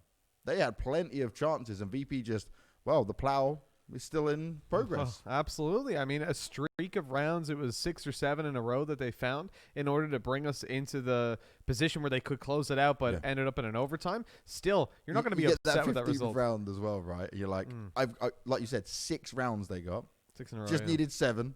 Just one more. You've done all the hard work, boys, and you get to 15. And it is like a mental block for a lot of these teams where they just go come crashing down. But in overtime, they showed us their stuff. They held back nothing. And Heretics actually started this out really well. They lost the pistol round, but still came in with a lot when the rifles came through. For them, the issues that I'd seen with them before, the middle control being a little bit lackluster, wasn't there. The couple of times towards the start of the CT side that we saw them go for top mid presence and actually push all the way up, the flashes were well timed coming out from window. They were able to peek top mid, clear it out. Now, they did spot a little bit, but it took the control away from VP completely and cost them an extra minute or or so when they were actually trying to take that mid control. It also gave the information, obviously, you can play over and hear the steps if they're moving through spawn. Yeah. And a couple of times they got the read where Maka would rotate from window round to CT in the same round that they first went top mid. Get a little bit of support in CT with the AWP, helped them as the A push came through. And I thought that this was such a huge recovery for them that if it got off to a strong start on the T side, they'd have no problem closing it out. Yeah. They win the pistol. They win the first buy. I'm like, okay, well, GG, I guess. VP looking flat. And then what the hell was that? They just woke up. I think it was probably someone like Snack saying, boys, this is embarrassing now. We picked into this. We should have been on fire. We should have been fighting back. We didn't have the most open first half, but now we need to turn this around. And they understand how important this is. Like we said, Virtus Pro are currently competing in 3 different leagues, all online, trying to fight for multiple qualifications. And for them here, they want to get this win. They want to get this job done because they don't want to have to play more games than they should have to. Look at it this way. In the last 15 rounds, VP won 13 of them. And the vast majority of those were full buys too, because they'd already built up loss bonus over on the CT side. They had plenty of cash to play with. Heretics had been winning rounds somewhat cleanly, so they were sitting pretty for money. And then when it came into overtime, obviously you're talking about rifles after rifles. Yeah. Maka as well looked fairly comfortable when it came to opping early in the CT side. So that was another huge positive that was coming through for Heretics that we were maybe thinking might have been awkward. But he was 0 for 6 in opening duels in the end, which isn't great for an opper. Unlucky for me, right? I'm just talking about here for the European Champions Cup. Yeah. He's looked good in every game. Lucky is the star player right now of this Definitely. lineup. Coming down from G2, obviously, it's a big loss for him to go from G2. He's come down to this level, and he's not slowed down. You know what happens to some players? They play at the top level, and they're used to that kind of style of play, and they can't really catch up to how maybe sometimes erratic or unpredictable some of the other teams are with these kind of online teams that are changing things up a lot and how it goes down. Lucky has not slowed down at all. Deviduvek was in there looking good, and I feel like Heretic has a lot of the pieces they need. Again, it's just slotting the final parts together. Now we're moving on to Inferno, though, Mitch. And this is their pick. This is where they should be able to at least show us some more style with it, right? And I feel like, at least if you're Heretics, you should be, okay, you're annoyed that you didn't close out that game, but you should be happy that you did so much better on a Mirage that you know isn't a comfortable map for you guys. Yeah, I mean, we know that it's not comfortable. We know it's not a good map, and the fact that they struggled on the T side really showed that. I mean, like they found 6 rounds overall. It's not bad, but considering pistol and first buy, that shouldn't have been the case. They should have walked away with a much more convincing half and definitely closed out this game. But we know that's not a strong map. Like you said, Inferno is their home ground. It's where we call them the specialists. We see time after time David P taking the auto shotgun and putting up huge figures here. I mean, in the last couple of Inferno games they've had, he's been the second highest player rated on this team. And you contrast that with the amount of investment you're putting in a typical round. He's investing less than half of what everybody else is in terms of the cash dollar, and still walking away with an absolutely fantastic position overall in terms of the fragging and in the control that he gives. It's also a situation where it's much harder for you to take apartments control on the T side when you're up against them, because you know there's probably an auto shotgun lurking around those corners, and you have to focus a lot of your resources towards clearing him out of that position. We see teams using up a lot of Molotovs and frag grenades to try and lob in off the door into the apartments to push him back a little bit. The spam's there, and it plays time and it plays mind games, and that's what they're looking for. And I think when we're looking at Inferno here for both sides, right, we know Snatchy, it doesn't matter what weapon we give him, he's been able to deliver, right? Yeah, he doesn't 100%. have to be on the AWP. We were seeing options where he just wasn't picking it up, and he's still comfortable as a rifler, so a good all-round player. The problem I have here for Maka is going onto his T-side Inferno, if he's still trying to make that AWP work and he's getting shut out a lot, what other options does he have? Because he's not going to be able to have the same kind of performance as Snatchy. So that head-to-head battle could come to be quite a big deal in this game. Yeah, Snatchy's T-side opping as well, something I would put above Maka's in general, so that definitely helps in Inferno. And we've seen what happens when you've got an opper that isn't so comfortable taking on rifles. Like This Balance yesterday was a great example when they were playing Inferno with Spirit. He ended up with like 5 frags at one point. Exactly. I think he finished the game with 7, even though it was a tight scoreline. So this is a thing that you don't want to see if Maka's not feeling comfortable T-side opping, which I think in general hasn't ever been a strong suit for me. On Inferno, I'm expecting to see a lot more rifles coming through from Heretics when it comes towards that attacking side. And in general, they do put up decent figures. But what's actually curious about it to me is that VP looks statistically better in terms of the T-side performances. Okay. It's the CT they struggle on. Netting 7 rounds on average in the 5 games where they started there. And the teams that they're against when they started on the CT side are like Copenhagen Flames, 6 rounds. Smash, 6 rounds. Ancient, back in the days. It was 4 rounds, 9 versus Mouse Sports. So somehow their strongest CT side was versus Mouse. Go figure. And E-Rivals. So well, that's why they ended up winning it right in the end against Mouse. So that makes sense. exactly. We can put that in there. So this is a really mixed bag of results when it comes to it, because for a team that has such a strong T-side, when we saw them play against FaZe, for example, they ended up with 9 rounds on the board in the end of it. So considering they have such a good attacking side, it's curious to see that they struggle when it comes to defense, which is where most teams prefer, but also perform better on Inferno.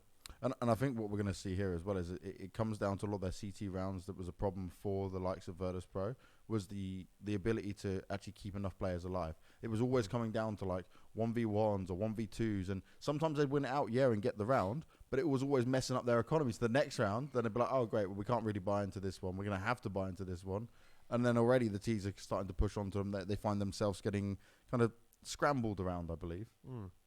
You know, I want to just also quickly highlight the fact that we talk a lot about on Inferno how we don't expect to see Oppers having a huge performance. And although versus Smash, it was actually Snacks that did them. Only on the T side. Put that on the T side, well. But just side, when you look at works. overall statistics for a map, Inferno is where you can make an excuse if an Opper hasn't done well in the game because of that T side. Yeah. But when it comes to it, actually, Snatchy tends to be the most consistent performer on Inferno. And I think, again, this falls back to his ability to take out a rifle with not just efficiency. It's not that he's okay with the rifle and great with an op. He was amazing with the rifles on Nuke as well. Like we said, when we saw them playing it yesterday or the day before, they were literally didn't buy an op. They just played with rifles on CT side.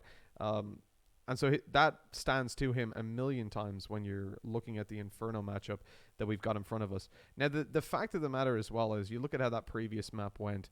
Being so close to victory, being just teased with it and then having it snatched away like that. Like you said, you're in control of the game the whole way along, and in the last 15 rounds, you win 2. Yeah. How does that feel then, moving on to your map pick, knowing that you should be 1-0 at this point and about to win the series, and now you're struggling to hold on and potentially having to play against Spirit in the lower bracket later on? And I think the only reason that Heretics can maybe try and find some positives in it is that their Mirage has never been great. They are aware of the problems with it. Yeah. This was a better result, and they just struggled at the end to close it out, which proves the problems are still there. But they can look at it as like, cool, and now we go on to our pick. We gave Virtus Pro a run for their money. We should feel even more confident now that we can actually have the comfortable pick here now. Yeah, there's that, but then there's also Nuke coming up next. The fact that they have to bring it to 3 maps to take it across the the Nuke line. is the problem, yeah. And we've seen VP beat them there. Also, the fact that Maka struggled on the AWP across the latter stages of the map. On Mirage, how's that going to stand to them now as we move on to... Like, if you're struggling T-side opping on Mirage, well, then good luck on Inferno T-side. That's going to be a whole different ball game. And you're seeing these pieces alongside Snatchy playing very well with that AWP. I don't see a lot of faith for Heretics, but then the advantage is they are far more comfortable on this map. We see them playing it far more. They've beaten recently Spirit, AGO. You've got the mixed bag of results there because the teams that they're playing against aren't the best, and even losing 3 or 4 days ago against North 16-7. That wasn't the best of games for them, and North are especially on very shaky form recently. So losing a map that we would always pin them as specialists on to them in such a convincing manner as well, it's not what we want to see. Honestly, I'm seeing a 2-0 for VP at this point. Ooh, you're that confident in it. See, had Mirage been a bit more convincing, it certainly was towards the end, but I mean, had it not been where Heretics managed to get as close as they did, I would be saying similar to the same. I have a feeling that you'll get the Heretics feeling better now when it comes to this, right? Try and take that through. Certainly, it was a tough pill for them to swallow, losing in the way they did. It looked like they would have had the game. Finally got to overtime, but already they'd allowed Virtus Pro to clamber back into the rounds, which they shouldn't have. So going into Inferno, I'm still not sold on what Virtus Pro can do when it comes to it. They certainly will have Snatchy playing well. He hasn't had a bad series just yet throughout the European Champions Cup, but I mean, Nuke is where it's going to be at for VP. That's going to be the comfort position. Yeah, that's going to be okay, we know what we can do. Absolutely. So they've got less pressure on them coming into this because they're like, well, if we lose, we have to beat them on the map that we destroyed them on last time, and that we've arguably put up better results since. And the other issue for me is that I'm mentioning about Maka's performance in Mirage and the fact that I don't expect him to do too well on the T sides, particularly on Inferno, particularly because he is generally the one that puts up the best figures on Inferno for this team, whether it's with the AWP or playing those more close range fights with rifles. I feel like the fact that he's had such a weak performance on Mirage, and in the last, it's really the last stretch, it's the last 15 rounds. It's a lot of rounds to feel shut out of. And if you're getting locked down like that, despite having a decent start to the map, and then you move on to Inferno, and you know that the upper across from you, or at least we know so far in this tournament, Snatchy has looked like the stronger player, let's say, because he can perform on the op and the rifles. Exactly. It's not an easy position to fight from, and it's difficult for me to see him bouncing back that quickly. We've got maybe, a 10, 15-minute break, 50 minutes, let's say, between the maps, that they've now got to go get themselves sorted and get back into the swing of things. Yeah, they're more comfortable here, but we're going to need to see a massive upheaval of comfort if Heretics are going to be able to take it over the line, because just Maka having that weak performance, that's a key factor missing from their Inferno. Now, just a fun fact to point out is Kuban is the coach of Virtus Pro. He has the legendary 1.6 player, history of wins, part of the golden lineup that was there in those days. He's got his name currently as Jose Cubinho. Oh, I like the play on it. I like it. I'm down. Why not have some fun with it? Yeah, might as well. Comparing himself to the legendary Jose. I'm down. I like it. Just thought that was a good fun one to point out there. It's a little fact. Nice little. Actually, are we? I think. Oh no, because the HLTV scoreboard probably doesn't show all 6 players, so we're still waiting on someone from Virtus Pro. Yeah, we're still waiting. Okay. It's Snacks. He obviously wasn't very happy. He's asked for 2 minutes. Snacks, you may have 2 minutes as long as you perform well, and then give us a 2-0 that Mitch wants. But I don't believe it's going to go that way. All right. Oh, so we're split. No, I'm definitely split on this one, just because I feel like Virtus Pro do have a good Inferno. We've seen them play it, but it's not going to be like, if it's the same performance what they showed there on Mirage, then it's not going to work in their favor. They won't get another run like that. If Heretics start to walk away from it, I can't see them. I can't see Heretics on Inferno going, oh, we got the 14 and then just drop the ball. Yeah, I look, it was definitely very fortunate for VP that Heretics slowed down towards the end of it. Yeah. You cannot expect to have such a terrible first half and then a terrible start to the second and then bounce all the way back into it, winning in the overtime as well flawlessly. But just the fact that we've seen all the pieces of VP performing perfectly towards the end of that game, and then Heretics not so much. I think this should be a clear-cut victory for VP. I like their Inferno. I don't think it's bad, especially because originally my issue with it, say 2-3 months ago, would have been that their T sides weren't great.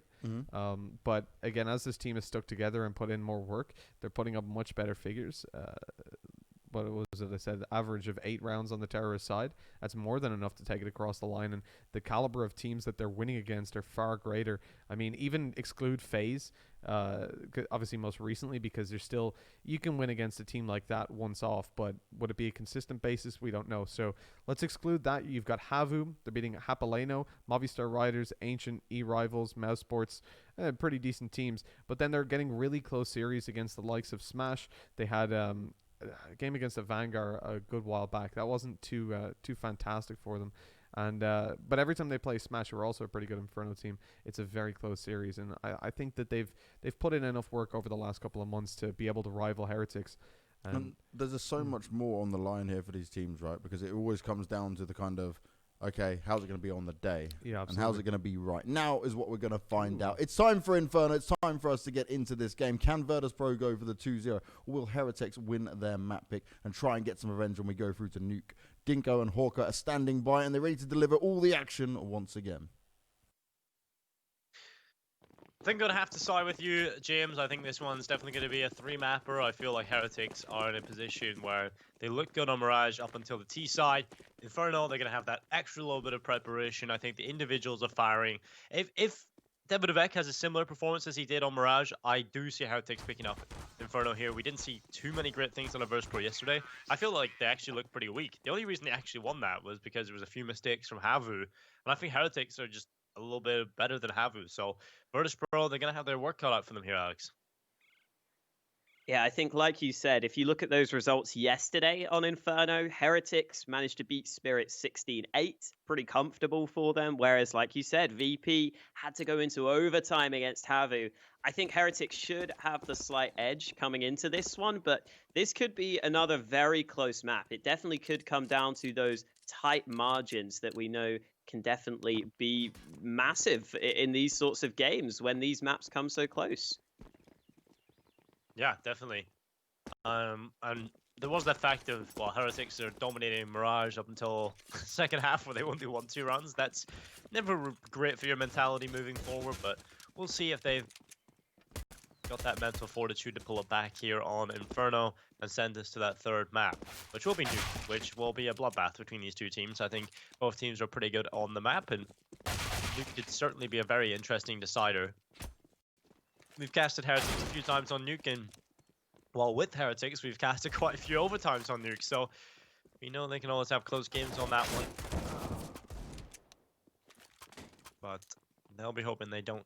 Virtus Pro will be hoping that they don't need Nuke here, because Inferno's a map where we've seen them win yesterday, but it wasn't in the most convincing of fashions, that's for sure.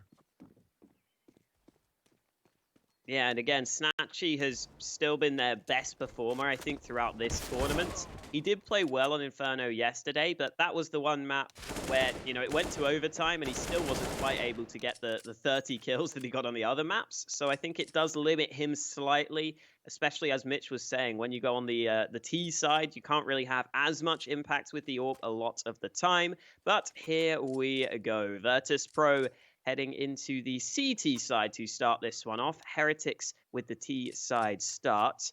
Maka not buying any nades, so Heretics are just sticking with the 5 sets of Kevlar, and Virtus Pro have got a nade and a 5-7 dropped for Snatchy. No kits for them, though, as the fights begin to come through mid. Heretics rushing this one up through mid.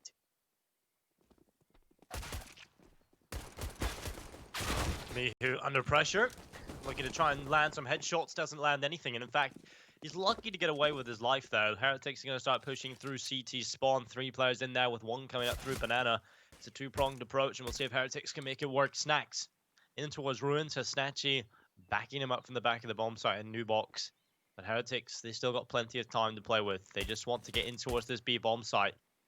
Trying to push on through CT. Snacks is going to be there, not getting a single kill. Lucky able to pick him up, and the push is coming through. Snatch needs to go huge. He's found 1, but he's dealt with by Lucky. And the bomb plant can come in now, but Heretics, they found another kill. That makes it even more likely that they're to pick this up. Yeah, again, without that kit in play, Virtus Pro have got to go for this retake straight away. We need to see fights very, very quickly here if they want to win this one. And it looks like VP are actually just backing off. They've realized that this retake is very unlikely. They've just decided that this pistol round isn't going to be theirs. They're going to try and save these 2 pieces of Kevlar over. Never a good feeling on the pistol to have to just be saving the armor, but sometimes you have to take the safer approach. It is Heretics in with the early pistol round win. Well, Heretics, they do get the pickup. I like the strat that they had, actually. It's when they kind of went up middle, they got into CT pretty quickly. They pushed forward, but they realized with the time that they had left, they didn't have to fully commit. If they fully committed and created chaos, I think that's where Snacks gets 1 or 2 kills. But they let the play sort of stagnate for a little bit. Snacks second guesses, go back into the bomb site. He falls without a single kill. Snatchy then, you know, explodes from New Box. He only manages 1 with a 5-7. You kind of have to expect him to get a little bit more than that. But Lucky was hitting some crisp shots. Again, proves to be the star here of Heretics. Virtus Pro got to save a couple of pieces of Kevlar, so they are able to get a few decent guns in this round. PHR with the MP9, but the MAC-10 has already ripped his head off. Snacks trying to find this angle, but again, it's the MAC-10s just rushing down this B site. And again, it is Heretics taking the B bomb site in back-to-back rounds. Well, Heretics, they survived the force by Virtus Pro.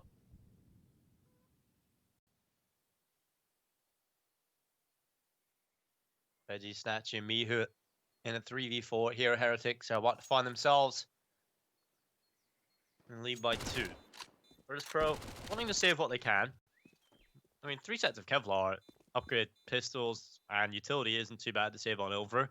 And around where you would have nothing, at least having that, it gives you another chance to do some damage, for some rebuys, and yeah, very unlikely, but potential to win the round as well. And there it is. Heretics with the second on the board. They limit the casualties. They don't drop any more than one player. That's lucky that goes down. And that's a chance to build up even more. As Virtus Pro here, only got the upgraded pistols. They're going to be taking a full eco on the other two, I'd assume, unless Snacks goes or a PD50 or something, but should be a very limited investment. And we move into the next round with Heretics, most likely taking 3-0 here, unless there's crazy heroics from Virtus Pro. They're going to send all 5 players in towards B. If they do the pyramid strat, that could be very interesting, but in fact, actually, they're going to not go there, and instead go back 1 player in towards the A bomb site and 4 stacking in towards B.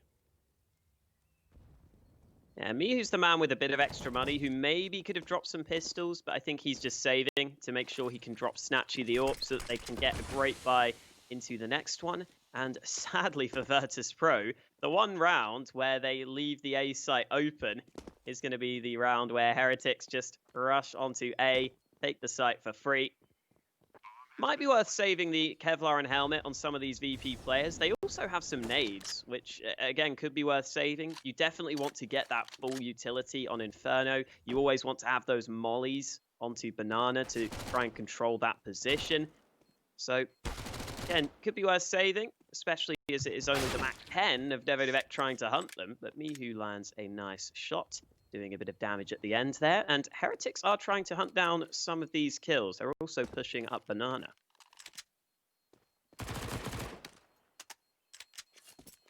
P rattling shots off towards the coffin. Trying to pull himself back in towards Banana with Kiyashima following suit. It is the 3-0 start. It's going to be a round where Heretics win after not getting a single kill and actually losing a player. But 3-0 is all they are hoping for. And Virtus Pro coming into this one. They only have 5 kills, even though they've won 3 rounds, funnily enough. Yeah. That's just how Inferno plays out sometimes, though. You see a lot of saves. You do indeed, and while Heretics obviously want to limit the casualties so that they can build up their money, obviously getting some kills would increase their binds, but we'll see if they can get a 4-0 start here. That would be perfect for them. Virtus Pro, AWP for the hands of Snatchy on the CT side. Like Banks was saying, you can't have impact on the CT side. It just becomes a little bit more difficult when you're on that T side to AWP. So Snatchy looking to get those AWP numbers up here on the defensive side of Inferno. While he has the best possible chance to, he will be wanting to rack up those frags. Heretics have taken the apartment's control. Veggie is the man behind Snatchy, making sure that he is safe for the time being. But if Veggie were to go down, that's when Snatchy could get pinched from both sides. So he's got to be careful. Veggie now backing off. Snatchy stays aggressive with the AWP, just looking to see if there's one quick kill he can get. And then I assume he will fall back, and that's a great flick from Snatchy. Veggie lets them out, though. Snatchy quickly flanks, and Veggie eventually gets the trade he was looking for, but the nade lands straight onto his face. Now there's only one man left on the site, who is going to hit the deck, and it's a really nice take from Heretics. Falls off, forces Snacks into the open of the cubby. Sprays nearly connecting enough damage on towards Lucky, but can't land the final bullets, and now it's all on PHI, the player that delivered impact on Mirage.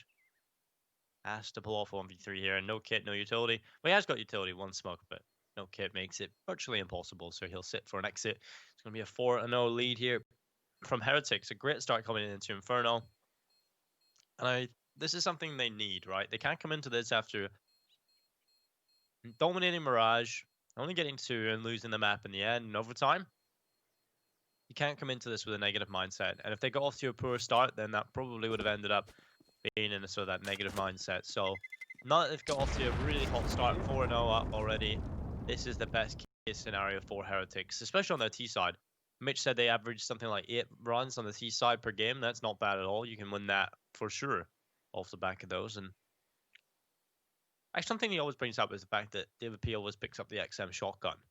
We've seen him picking up a few times yesterday, but we also seen Devodivec pick that up. So maybe it's just kind of like that plague that's infecting the whole team. The auto shotgun.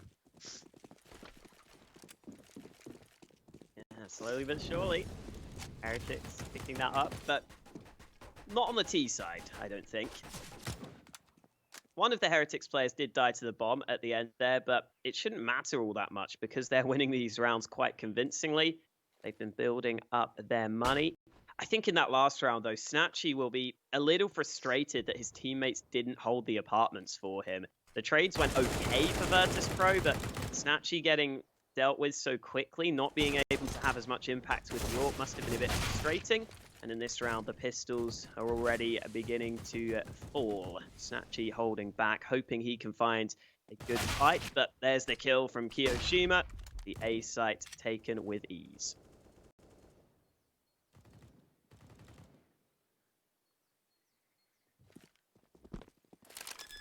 Well, Lucky gonna try and get those digits punched in. He's done so pretty quickly. And the time will tick here. Heretics. Like they grab themselves a 5 and 0 start.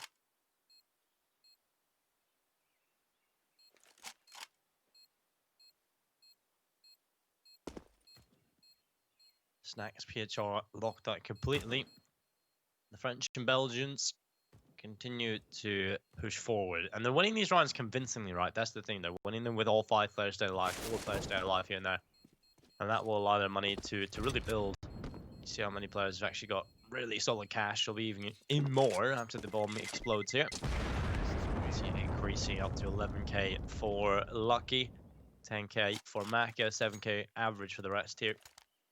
That's going to be 5-0. Virtus Pro, max loss bonus is available, so they're going to get the double op set up, the rifles in play, and this is where Virtus Pro can be deadly. When you have that double op set up, Snack's a very proficient player with the weapon, Snatchy also. We'll see if this is a winning formula for Virtus Pro. Yeah, that's what they will be hoping for. We are seeing Maka pick up the orb on the T side, though. That's something Mitch was not 100% sure whether we'd be seeing or not. Sometimes it is difficult, sometimes... Oh, and there's the aggression from Mihu. I did not expect him to be pushing Banana so quickly, and I did not expect him to be dropping the bomb right at the start of the round.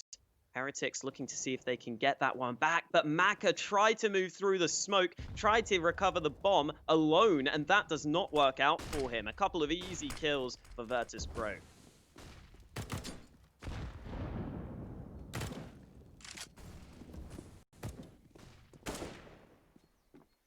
David back up inside of the apartments.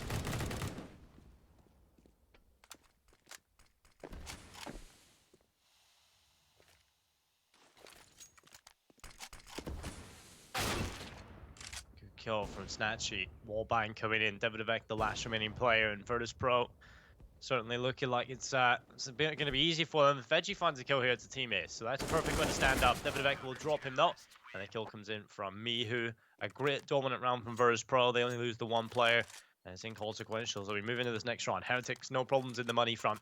It is an important time for Virtus Pro to continue to win these rounds though. They need to build their money, and they need to build some round wins here to chip away at Heretics.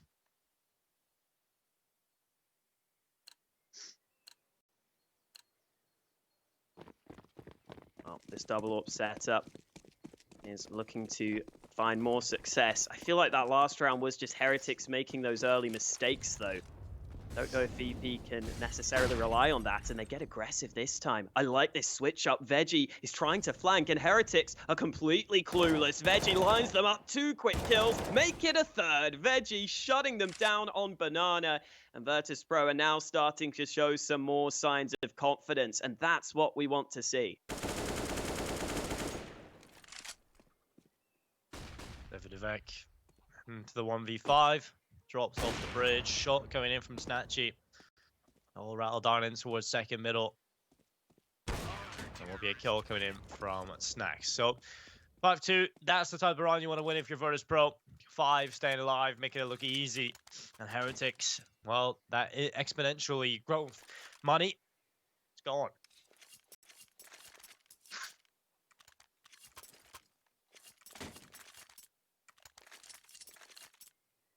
Yeah, they're having to go with some Mac 10s into round number 8. Could be a quicker play. They are moving into Banana with those SMGs, and Snacks is careful. I like that he plays that safe. As soon as he sees the nades, he realizes he's got to fall back because those Mac 10s could have easily dealt with him. Heretics lined up, but Snacks uses his nade to get the opening kill. Good counterplay here by VP. They are very ready for this quick aggression.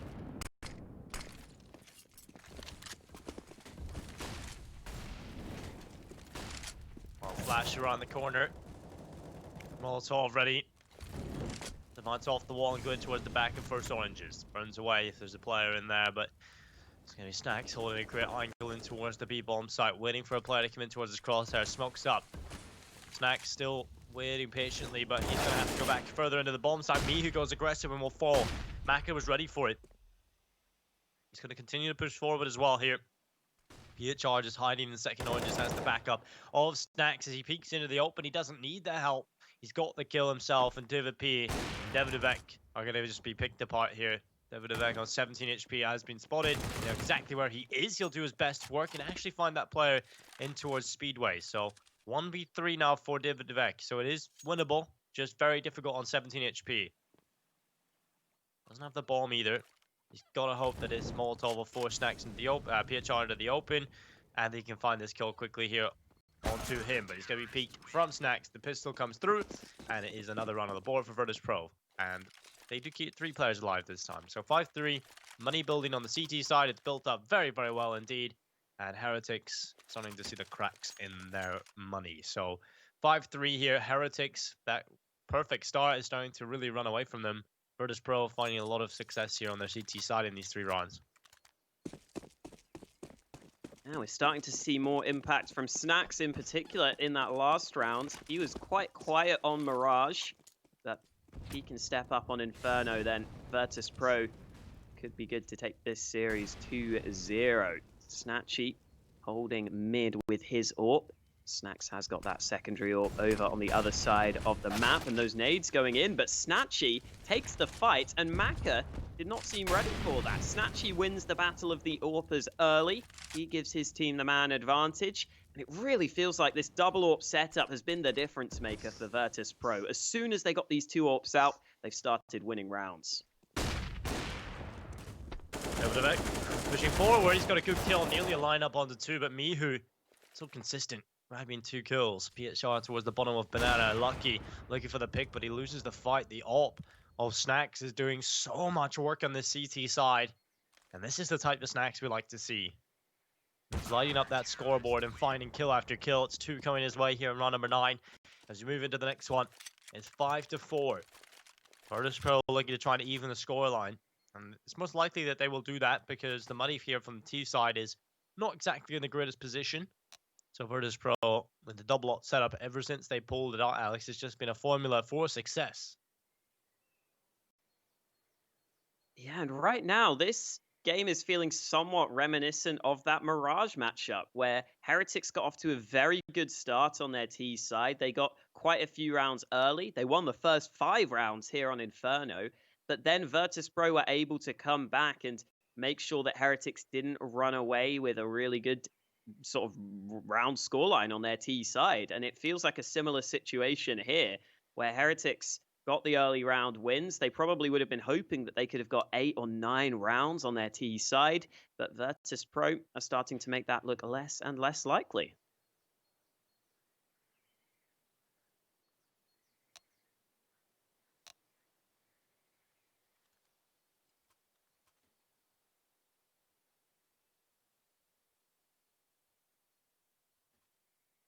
Virtus Pro, Snacks with the AWP, Snatchy also with an AWP.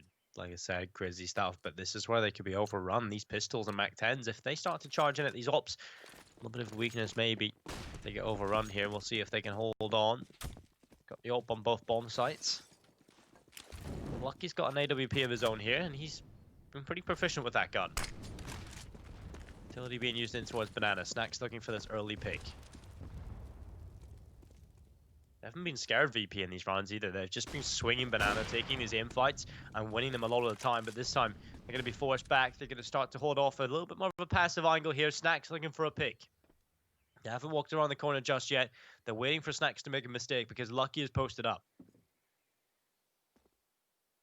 Oh, Snacks doesn't know the players are here. He doesn't want to pull the trigger, but they're about to round the corner. Snacks gets the opening kill, and he gets away safely. Smoke deployed. Snacks is playing this well. He needs his teammate to help him, though. Snacks misses the shot, and finally, PHR steps up. 2 kills come in from him.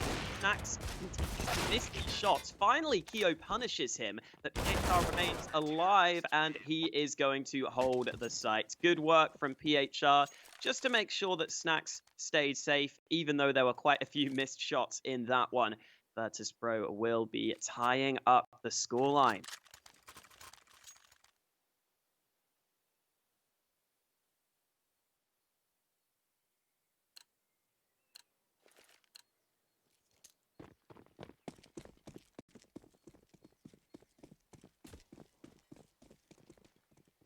Well, Mihu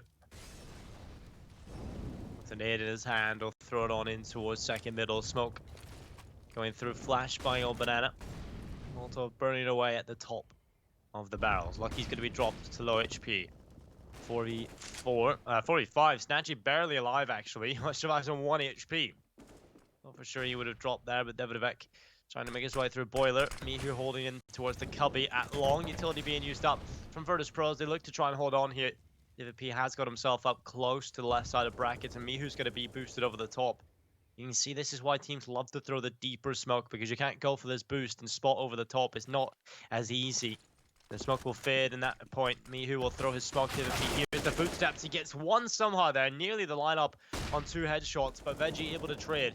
Needs to keep it even as he goes forward again. Great kill. Maka on his own in a 1v4 here, and Virtus.pro are finding all the important kills as Maka has backed off into the 1v3. He's got the first, looking for the pick on the Veggie, but Veggie holds strong with a triple kill in towards long. It's Virtus.pro with 6 on the board, and they're in the lead. And it's different players showing up in quite a few of these rounds for Virtus.pro. That's the first time where it's Veggie kind of coming in with a big multi-kill. He gets the triple. Snacks has had rounds, as has Snatchy. It's been much more of a team effort, which is what we've been waiting to see for Virtus.pro. It's nice for Snatchy that he doesn't have to carry the team for once. He's actually joint bottom fragging with only 5 kills. Certainly has still had impacts, though. You can see him peeking down mid in this round, looking confident with the AWP. Needs to make sure he's not run over by these pistols. Heretics are stuck on the weak buy, and so you can see Snatchy decides to play it safe after not spotting any players early.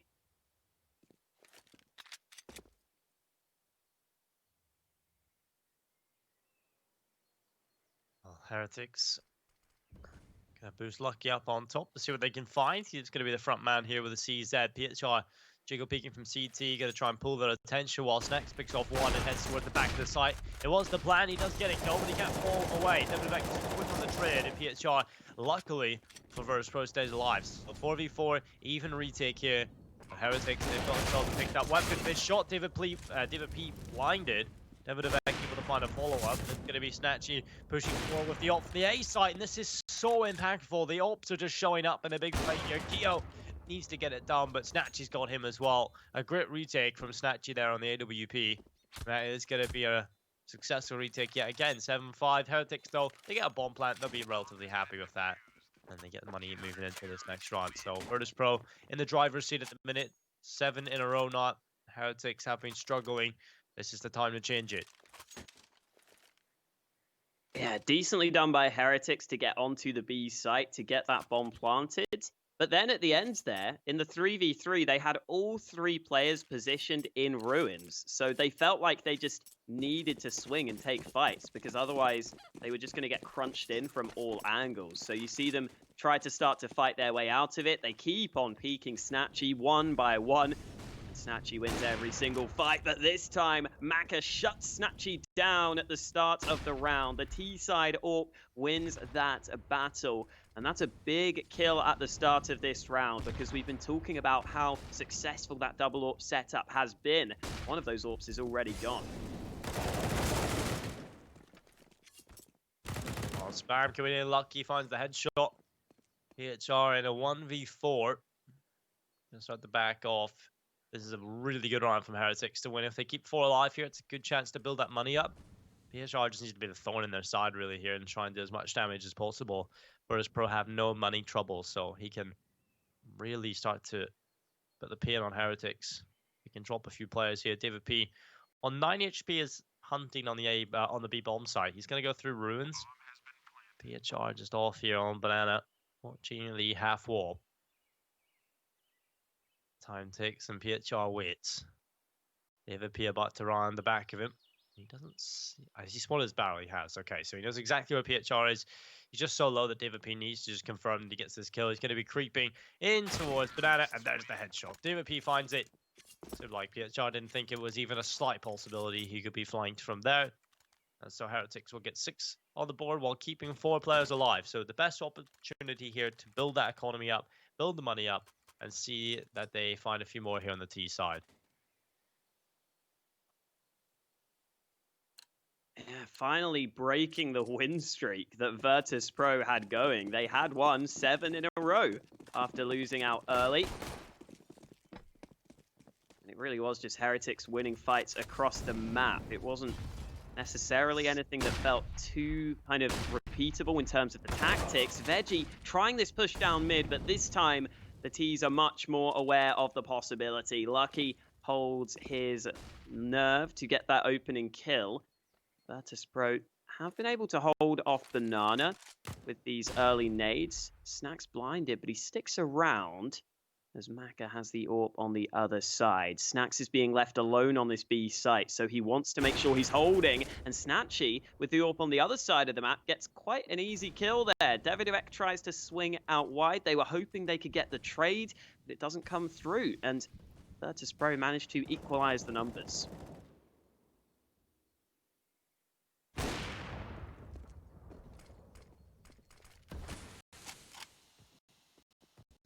32 seconds, Lucky.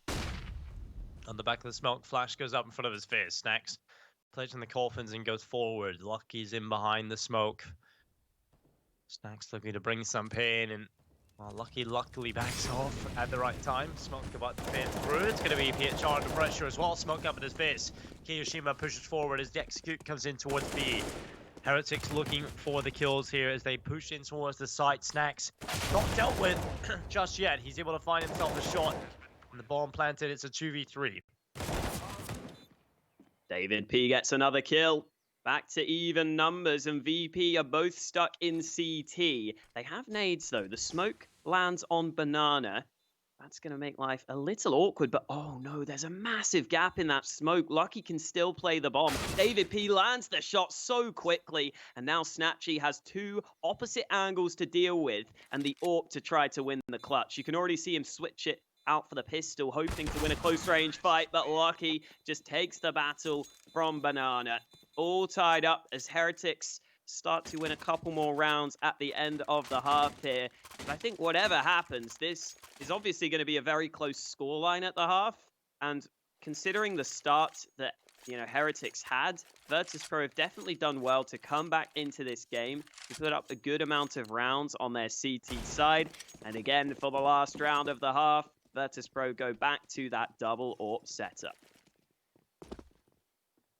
It was the winning formula for them. We're going to pull it out again. See if it is successful. Kiyoshima, the front man. We're going to charge on in towards top mid. Smoked out in front of him. Gap on the left side. Kion pushes forward. The rest of the squad coming on in. And Kiyoshima going to be pushed up against the wall. You look for the kill and Veggie is gone. Kyo looking for another, but the lineup from Mihu comes in. 2 great kills. Make it nearly a third here as he wants to get that kill, but has to overextend for it. He will get the kill, but traded back. And Maka in a 1v3 knot has to try and pull off a great clutch. Last round of the half, has to go for it. It's been as close as you can get it, but it's been a whole lot of back, a whole lot of forth. 5 in a row for Heretics, then pull back with 7 in a row from Virtus Pro. Heretics finding success in a few more of these rounds, but this one is going to be difficult for Maka. Has to get rid of both AWPs and the M4 of PHR. He has got a little bit of time to play with here, 47 seconds. As he wants to just clear these angles, hopes to find a pick on the A bomb side to make it slightly easier. But with that smoke up, it makes it very difficult to spot anybody in. There we go. As soon as it fades, Snatcher gets the angle. It's 7 at the half, Virtus Pro lead. A very strange half, I have to say. Yeah, definitely a streaky half there at the start of it. You saw the 5 rounds from Heretics. Virtus Pro come back with a bunch of round wins of their own, and they just about edge out the half at the end there. Seeing on the scoreboard at the last round, Mihu definitely had some nice impact. Again, it has been much more of a team effort for Virtus Pro.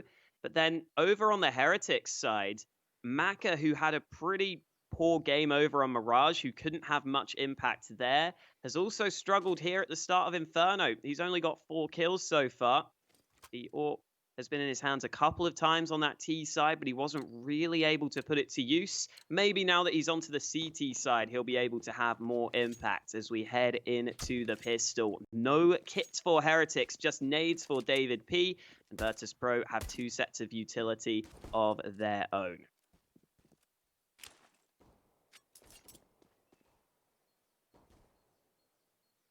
Well, Maka up into the apartments early. Veggie at the bottom of the stairs, Snacks in behind him as well. Maka is just going to be holding his Veggie, and Snacks look to go over the top of the stairs. Good kill from Veggie. Will be a man advantage for Virtus Pro into round number 16. Lucky holding an angle, hoping the player in Banana overextends and he can tap his head off. But it's going to be a slower approach now. Virtus Pro with the early pick. They don't need to rush into anything.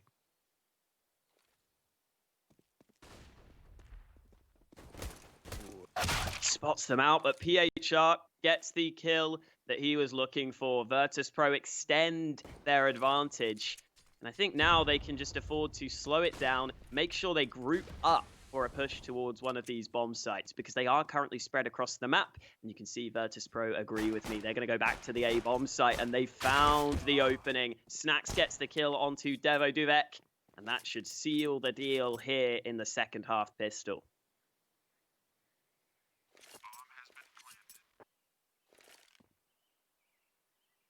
Time ticking.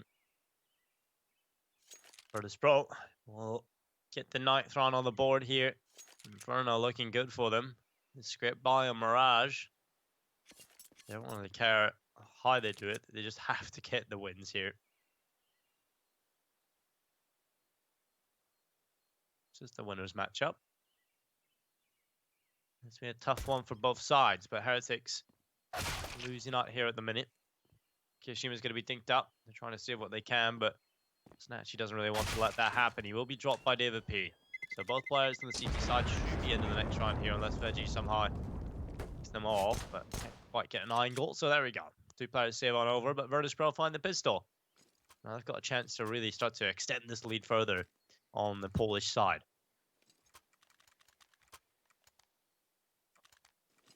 Yeah, they'll be hoping to put their foot down, come out to a decent lead. Heretics, however, will be buying up into round 17 with what they can. Pistols across the board. I always say that on Inferno, though, there's quite a few positions you can play with those pistols. You can definitely find some close range angles if you want to use the CZ. And of course, the Desert Eagles can always just hold back and try and land some long range headshots. I think you can see Virtus Pro aware of the potential danger of the force spike. Just making sure they play slow at the start of this round. The other point is that you obviously don't want to lose any of those guns, particularly the rifles, by being alone. So Virtus Pro are just sticking together as they take the banana control. It goes into CT, but Heretics got 2 players on the site itself. And now that the smoke has gone down, Heretics might be about to take some fights. Oof. Kills coming in. Kiyoshima lucky finding the kills. It's going to be Snacks, Veggie, and Snatchy backing off from Banana, looking for some other avenue into this round. You do not want to lose this force spy. You wanted to get a great start here on their T side to develop the scoreline further for them, but this is not the way they would have wanted it to go. They start to push up through long. They need a kill here quickly, and the position from Heretics is so strong. Maka in the back of the bomb site, David P on default, Davidovec in mini pit. Virtus Pro have got to hit these shots almost immediately and hope that they don't lose a single player. And there's the spam. Good flash blind. Maka blinded. No kills coming in. Eventually they do though. Back and forth. Most of the players come out on the top here on Virtus Pro, but Davidovec still alive in the pit. The bomb plant coming in. And this has to be a perfect retake from Heretics. They have no kit, but they've got utility. and upgraded weapons on the Mac 10. Certainly still doable here for the CT side, but Virtus Pro have brought this close. They'll start to spam away. Snatchy looking for the kill in towards Mini Pit. But Heretics not giving up anything just yet. Eventually, they've got to go. Snack takes damage. He's dropped to 50. He's burning in the site. The Molotov doing work, but Snack's in the corner. He'll be overrun. They have to get on the defuse, and Heretics have done it. They've won the Force Buy, and they picked up all the upgraded weapons as well. That is not a round Virtus Pro wanted to lose. Yeah, that is a devastating round loss for Virtus Pro. Heretics steal it away, and it's Lucky stepping up for Heretics, as we have seen so often. He gets the 3 kills, but I think Devo Duvek does a really good job at just playing smart there. Just staying alive in that mini pit means that Virtus Pro have a ridiculous amount of angles that they have to contend with. They have to be worried about apartments, shorts, the mini pit, A long. They're just crunched in from all angles there. And because Devodivek just stays alive, he is able to push with the rest of his teammates once they get into position. Unfortunately for Virtus Pro, it ends up losing them the round. And certainly those first 2 shots landed over at B from Heretics helped that significantly. They got those opening 2 frags at Banana, but Virtus Pro are not going to be giving up that easily. They're back at it again with a buy in round 18. 2 AKs in play. They've taken the Banana control. They might be looking to push further, although those nades will certainly slow them down. Ooh.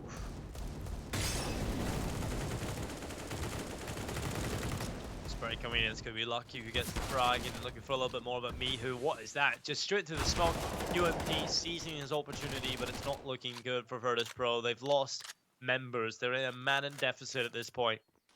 And Heretics in control. It's going to be Keo getting flashed around the corner, wanting to get aggressive and take these low HP players down. Instead, they're going to be walking up in towards A. Davidovec playing from Graveyard. Oh, his leg's been spotted. Dalveggi realizes that he's there. He has info on one player. He needs to be careful. I think he's been spotted as well by one of his opponents, but it doesn't really matter. Maki able to pick it up. Pietar with a headshot, and Maki looking to do more, but Pietar finds the follow-up. 2v2. Virtus Pro recover and head on towards the bomb site. It's got to be a 2v2 retake here for Heretics. This could be another one of those rounds where PHR has massive impact if he can continue to rack up the frags. He's already got 2 kills to get them onto the bomb site. Heretics begin to move over at A long, but PHR could have the angle here. Spray isn't successful, and PHR could be in trouble. Damage done both ways, but eventually PHR falls, and it's all on Snatchy. Smoke goes onto the bomb, but he knows they're not defusing. Snatchy takes the fight anyway. Snatchy flicks up for the 2nd kill, and Virtus Pro come right back at Heretics with the Force by win.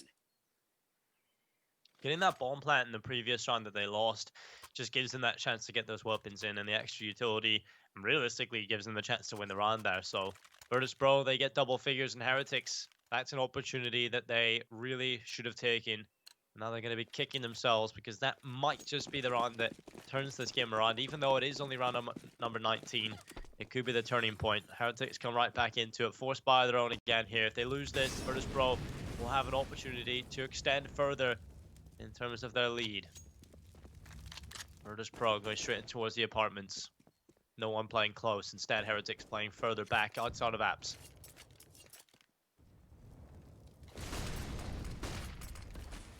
Flashbangs come through. The poles begin to make the move up through short, hoping that they can take this A site. And David, he is caught with a smoke in his hands. Mihu has already found 2 entries, making a 3rd. The UMP has just run over the A bomb site, and Heretics have not got anything to say in this round. Virtus Pro will be taking the 11-8 lead, and this is a real worry now for Heretics. Losing this round without much money in the bank, without any money in the bank really, could put them down in the dumps. And remember, Virtus Pro are already 1 map up. This is the map pick of Heretics, but we always knew that Virtus Pro were capable on this map, and they are really starting to prove that here.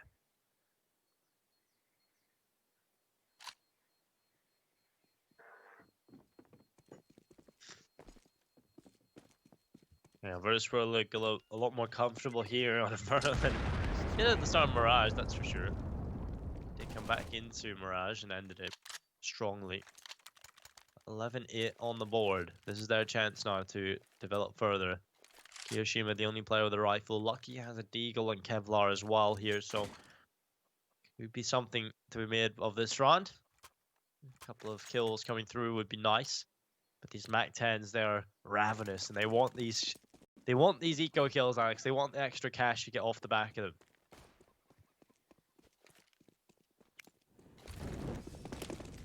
And we've been kind of monitoring Maka's performance throughout this second map. He's still only on 5 kills. It really feels like he could do with getting the AWP into his hands. But Keo dishing out the damage. Maybe this round isn't over as Lucky gets a couple of kills. And this is very, very dangerous. That is the worst place the Virtus Pro could have gone. Straight in towards the weapons that were saved over. The rifle from Keo. Lucky saving on the deagle, doing damage as well. They realized, well, let's go beat. And Mac is standing here alone with the USP. Shouldn't really be getting too much done here, although PHR is on 58 HP. A headshot, a couple of shots landed, in fact, would be enough to drop him, and there's the headshot. Oh my god. Virtus Pro, they've let this one slip.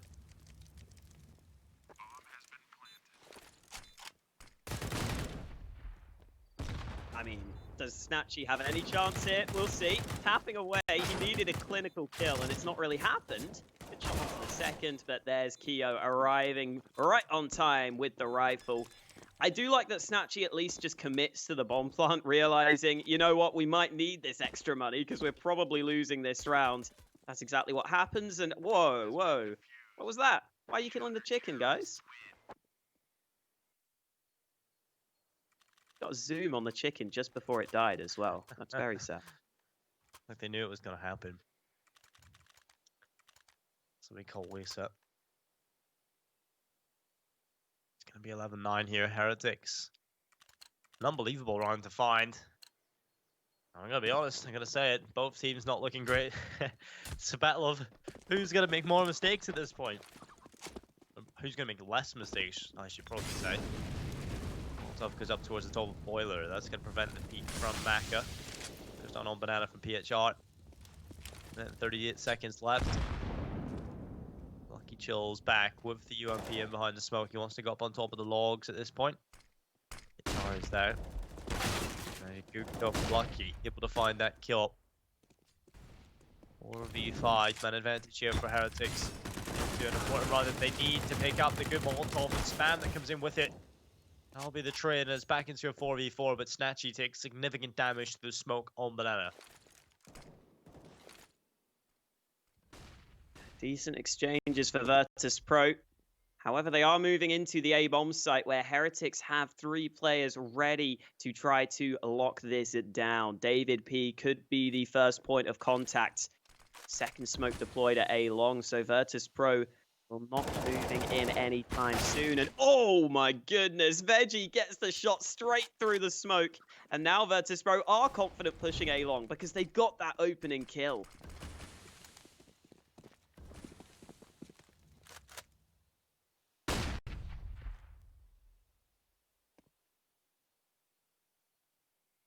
v3, Virtus Pro. Looking for another one, but Snax' head has been spotted. It's pulled back. It's a 3v3. As Virtus Pro, they've lost one of the prongs of their approach. Do they just barrel back and just try and get into the site here? They have to. The time is so low. They've got to go in towards the A-bomb site. Kill coming in from Mac and nearly a follow-up, but it's Devidovac who finds that. It's Veggie on 13 HP to do it all as Devidovac sprints into the bomb site. Doesn't deny the bomb plant, but will get the kill nevertheless. And the defuse will come through. It's 11-10, and Heretics are making a meal out of this. Virtus Pro, a round that they desperately needed to win. And they let it slip again. Heretics picking these up. Yeah, the crossfire on the bomb site is enough for Heretics at A there. Even though the bomb does get planted, Veggie was always going to be rushed down at the end of the round. Just 1 round difference between these 2 teams right now.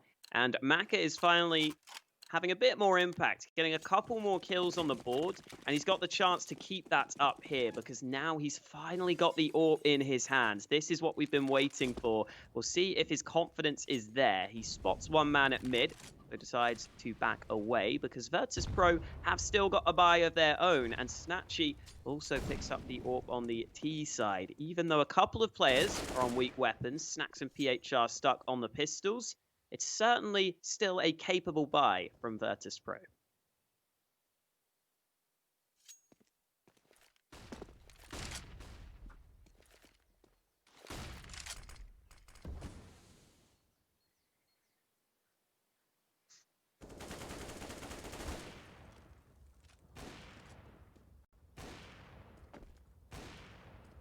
Virtus.pro looking to come in towards Banana. A little bit of spam, veggies dealt with. Man advantage here for Heretics. Kiyoshima holds the angle. Mihi walks around the corner. Flashbang goes up into the air on the sandbags. Kiyoshima with a great headshot. Another one. Cupid coming his way here as he lines them up. PHR will drop Kiyo. That's all on the PHR not with Lucky dropping him. It's 11-11. And it's even yet again here. Heretics starting to feel like they're the team in control in terms of the momentum. And they're only 5 away from taking us to that third map. It's really hard to call this one. Virtus.pro on the back foot at the minute. Not winning too much on their T side, unfortunately, here. Heretics need to show us what they're made of. The mental fortitude has been great to get them to this position, and they want to try and get it over the line. Yeah, the rifles in that round from Virtus.pro just not having enough impact. They don't get a single kill on the riflers. PHR got 1 frag for the team, but not really enough for them. Even scoreline. Heretics having the advantage with more money at their disposal. Virtus.pro are going to have to take a very, very weak investment here. They do at least have a $2,900 loss bonus built up, so they can actually invest a little into pistols and some utility. You can see that coming on through. They've got quite a few sets of nades, actually, so they have the opportunity to try to see if they can set something up with those nades. Banana battle's already coming in, but Snacks is completely alone on Banana. The rest of his team clearly not on the same page as they sit back at the bottom of mid. And it goes in towards bottom Banana. 2-man advantage here for Heretics. Couple of shots coming in. David P backs off around the corner. But another great start for Heretics in this one. Let's put them 4 away from taking us to that third map, which will be Nuke, which if you're a neutral is a pretty tantalizing prospect. Kills coming from Lucky, 2 line up. Snatchy on his own, and another clean run coming in from Heretics. They keep all 5 alive.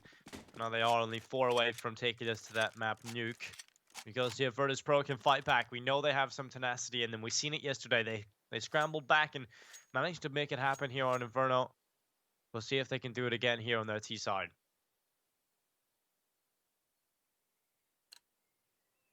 No AWP this time for Snatchy. He goes with the SG instead, which we saw him put to use yesterday on Nuke, which could be coming up if Virtus.pro aren't able to turn this round, as you pointed out. Maka had a really good spawn at the start of this round, and he's going for the aggression through apartments. It's nice to see him playing confidently with that AWP, trying to see if he can get the opening pick. And the jiggle comes in. Maka lands the shot. Good play from Heretics at the start of this round. Maka, the man making the difference, finally stepping up with the AWP for his team, as Virtus.pro are already 1 man behind.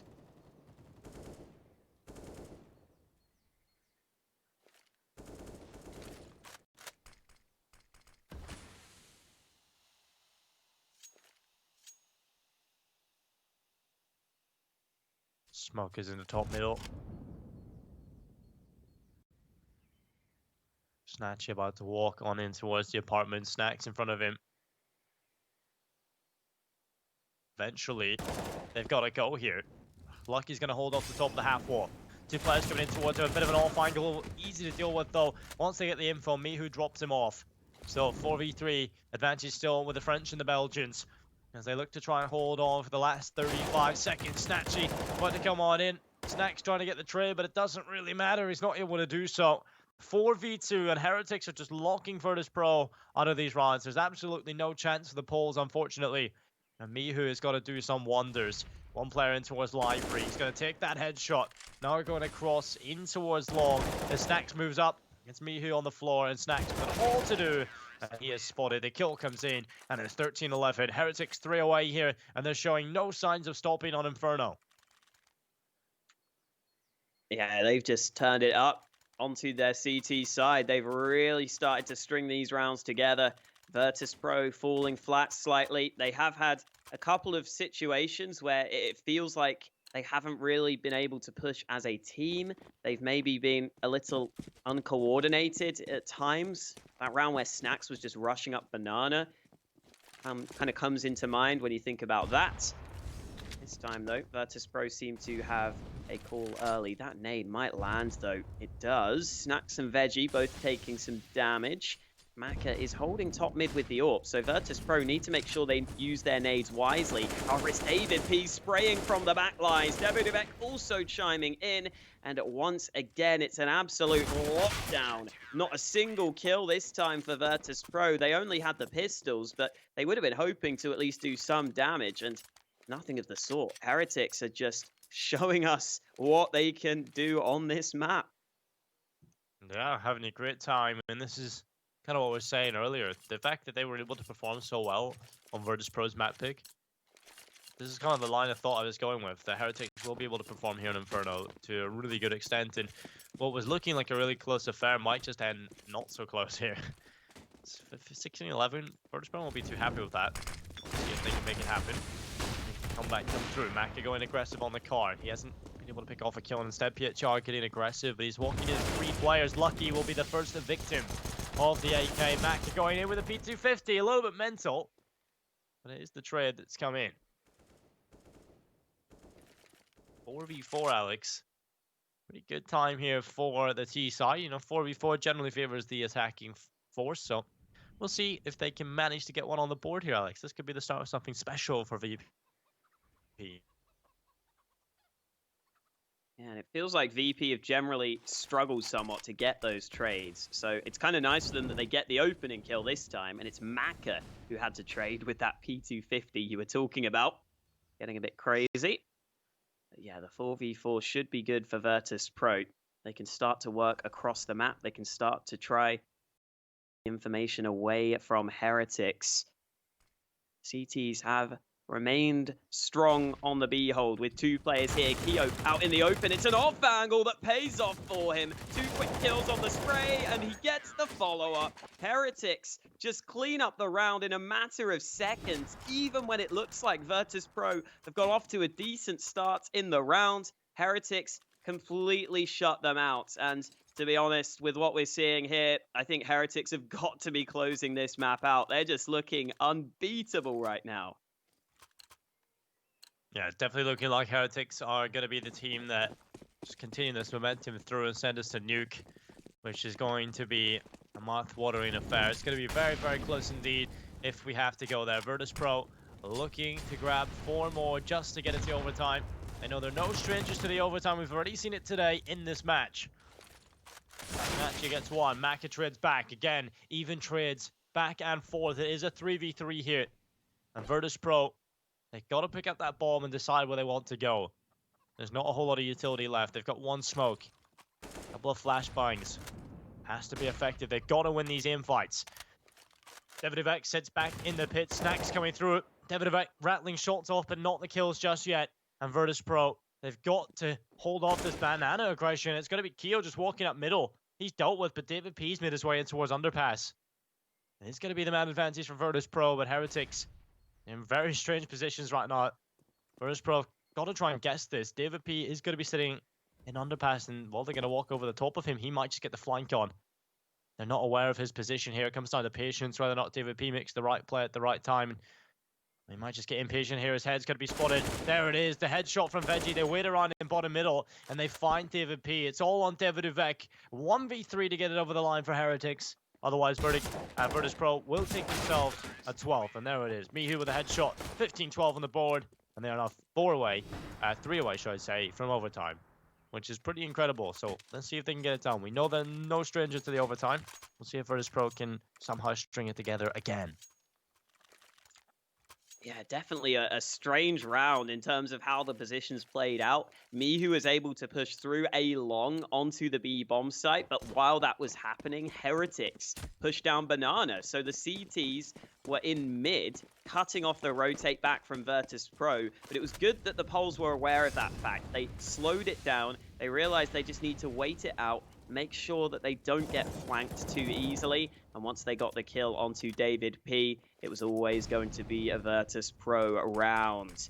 Now they need 3 more like that, as you suggested, and Maka has been flashed off the angle. The push through the smoke from Mihu is such a massive gamble, but it pays off for him. Opening kill found for Virtus Pro, but Maka has managed to get one back, so even after that, it's a 4v4.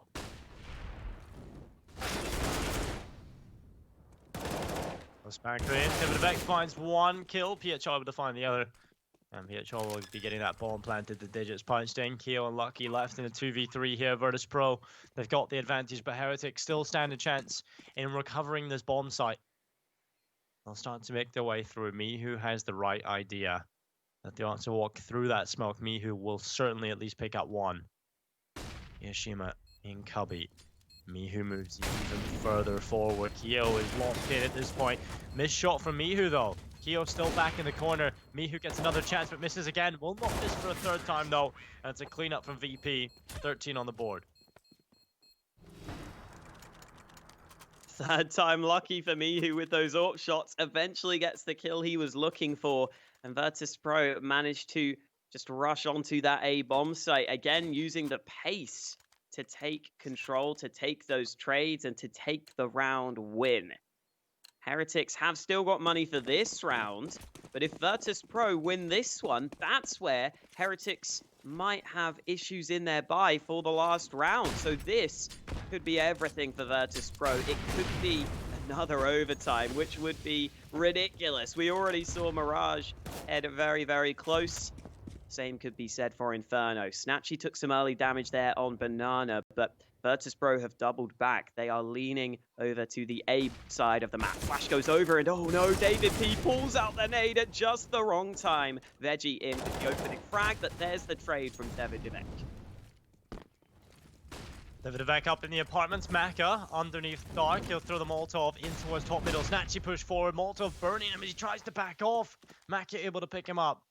That's going to be a 4v3. Heretics, this is the prime time to take Inferno. To send us to a 3rd map in this blockbuster of a series. It's been so close on every front. As Virtus Pro send themselves towards top Banana, it's 2 players there. The bomb. The 3rd player on its way. There will be a kill from Lucky.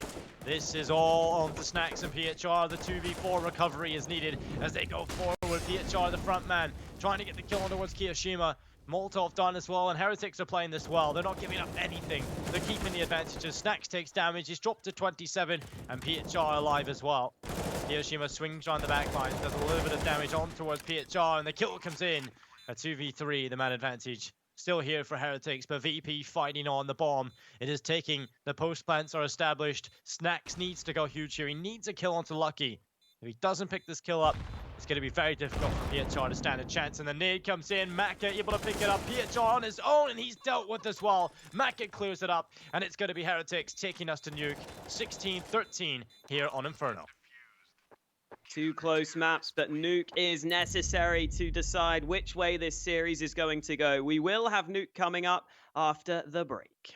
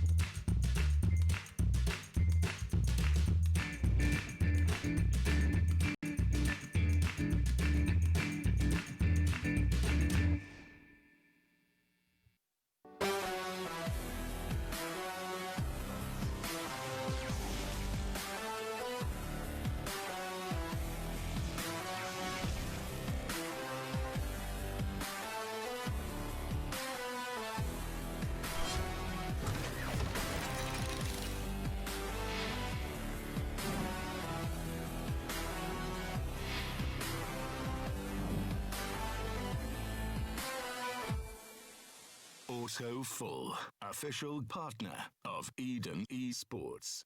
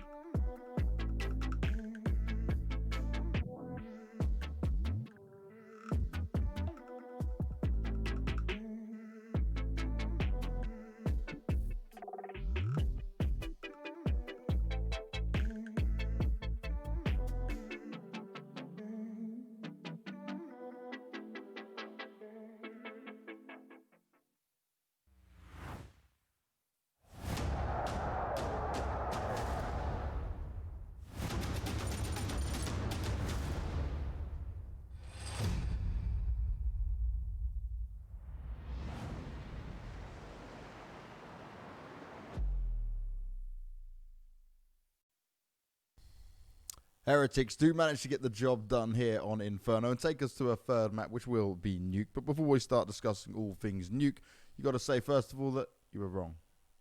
I was. I'll admit, yourself and Dingo took the prediction. You got it. It's a 1-1 now. Heretics clutching out Inferno. I was a little bit worried for them. I mean, things did get close towards the end of it, but VP had that streak on the T side where they just decided Kiyashima needed a few more kills. They ran up Banana, lined up multiple times. The flashes came in late.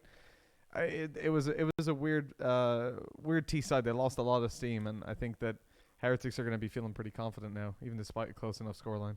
No, there was a fair few times as well when you were watching VP, quite comfortably walking up mid, managed to get an early pick in there, but it was the reactions that then came out from the likes of Heretics that was so much better. They were on a position where they felt themselves to get the refrags in. They understood what the next play was. We'd see, say, the mid kill come in, then the departments player would push up and find himself one there. So they definitely were able to kind of trap Virtus Pro in the middle of what they were trying to do. Yeah, the other thing as well is Snatchy wasn't able to get a damn thing done here compared to the previous map, and we're talking about him versus Maka, and both of them being strong performers in the recent Inferno games that we've seen from both of these teams, but it doesn't come through here at all. They were shut down. I mean, Veggie as well over on VP. This is the second game in a row that he's been like the sacrificial lamb of the T side. He is sent in to die to hopefully be traded, but the hopefully wasn't fulfilled, unfortunately, a lot of the time. 3 for 6 and opening jewels is not where you want to be if you're given that gifted role, and it was hard for them to bust in. Right, there was only very few times, which is why they struggled on their T side rounds, and it was more for Heretics. Right, there was a matter of when than if this time around. I wasn't really concerned about them like trying to close it out here. That's it, right? As soon as you saw their CT side, okay, they come in and lose the pistol, but you see immediately they fight back. There's fire there with the defuse round number 2, and then they clock it up once the rifles come out. They keep on rolling with these round wins. VP were completely shut out of it. Like I said, they weren't really able to get a lot of progress when it came towards Banana as well. Kiyashima did a great job on the CT side holding that down. The flashes were there to assist him going in, and I think there was a couple rounds where he found 3 Ks in Banana itself.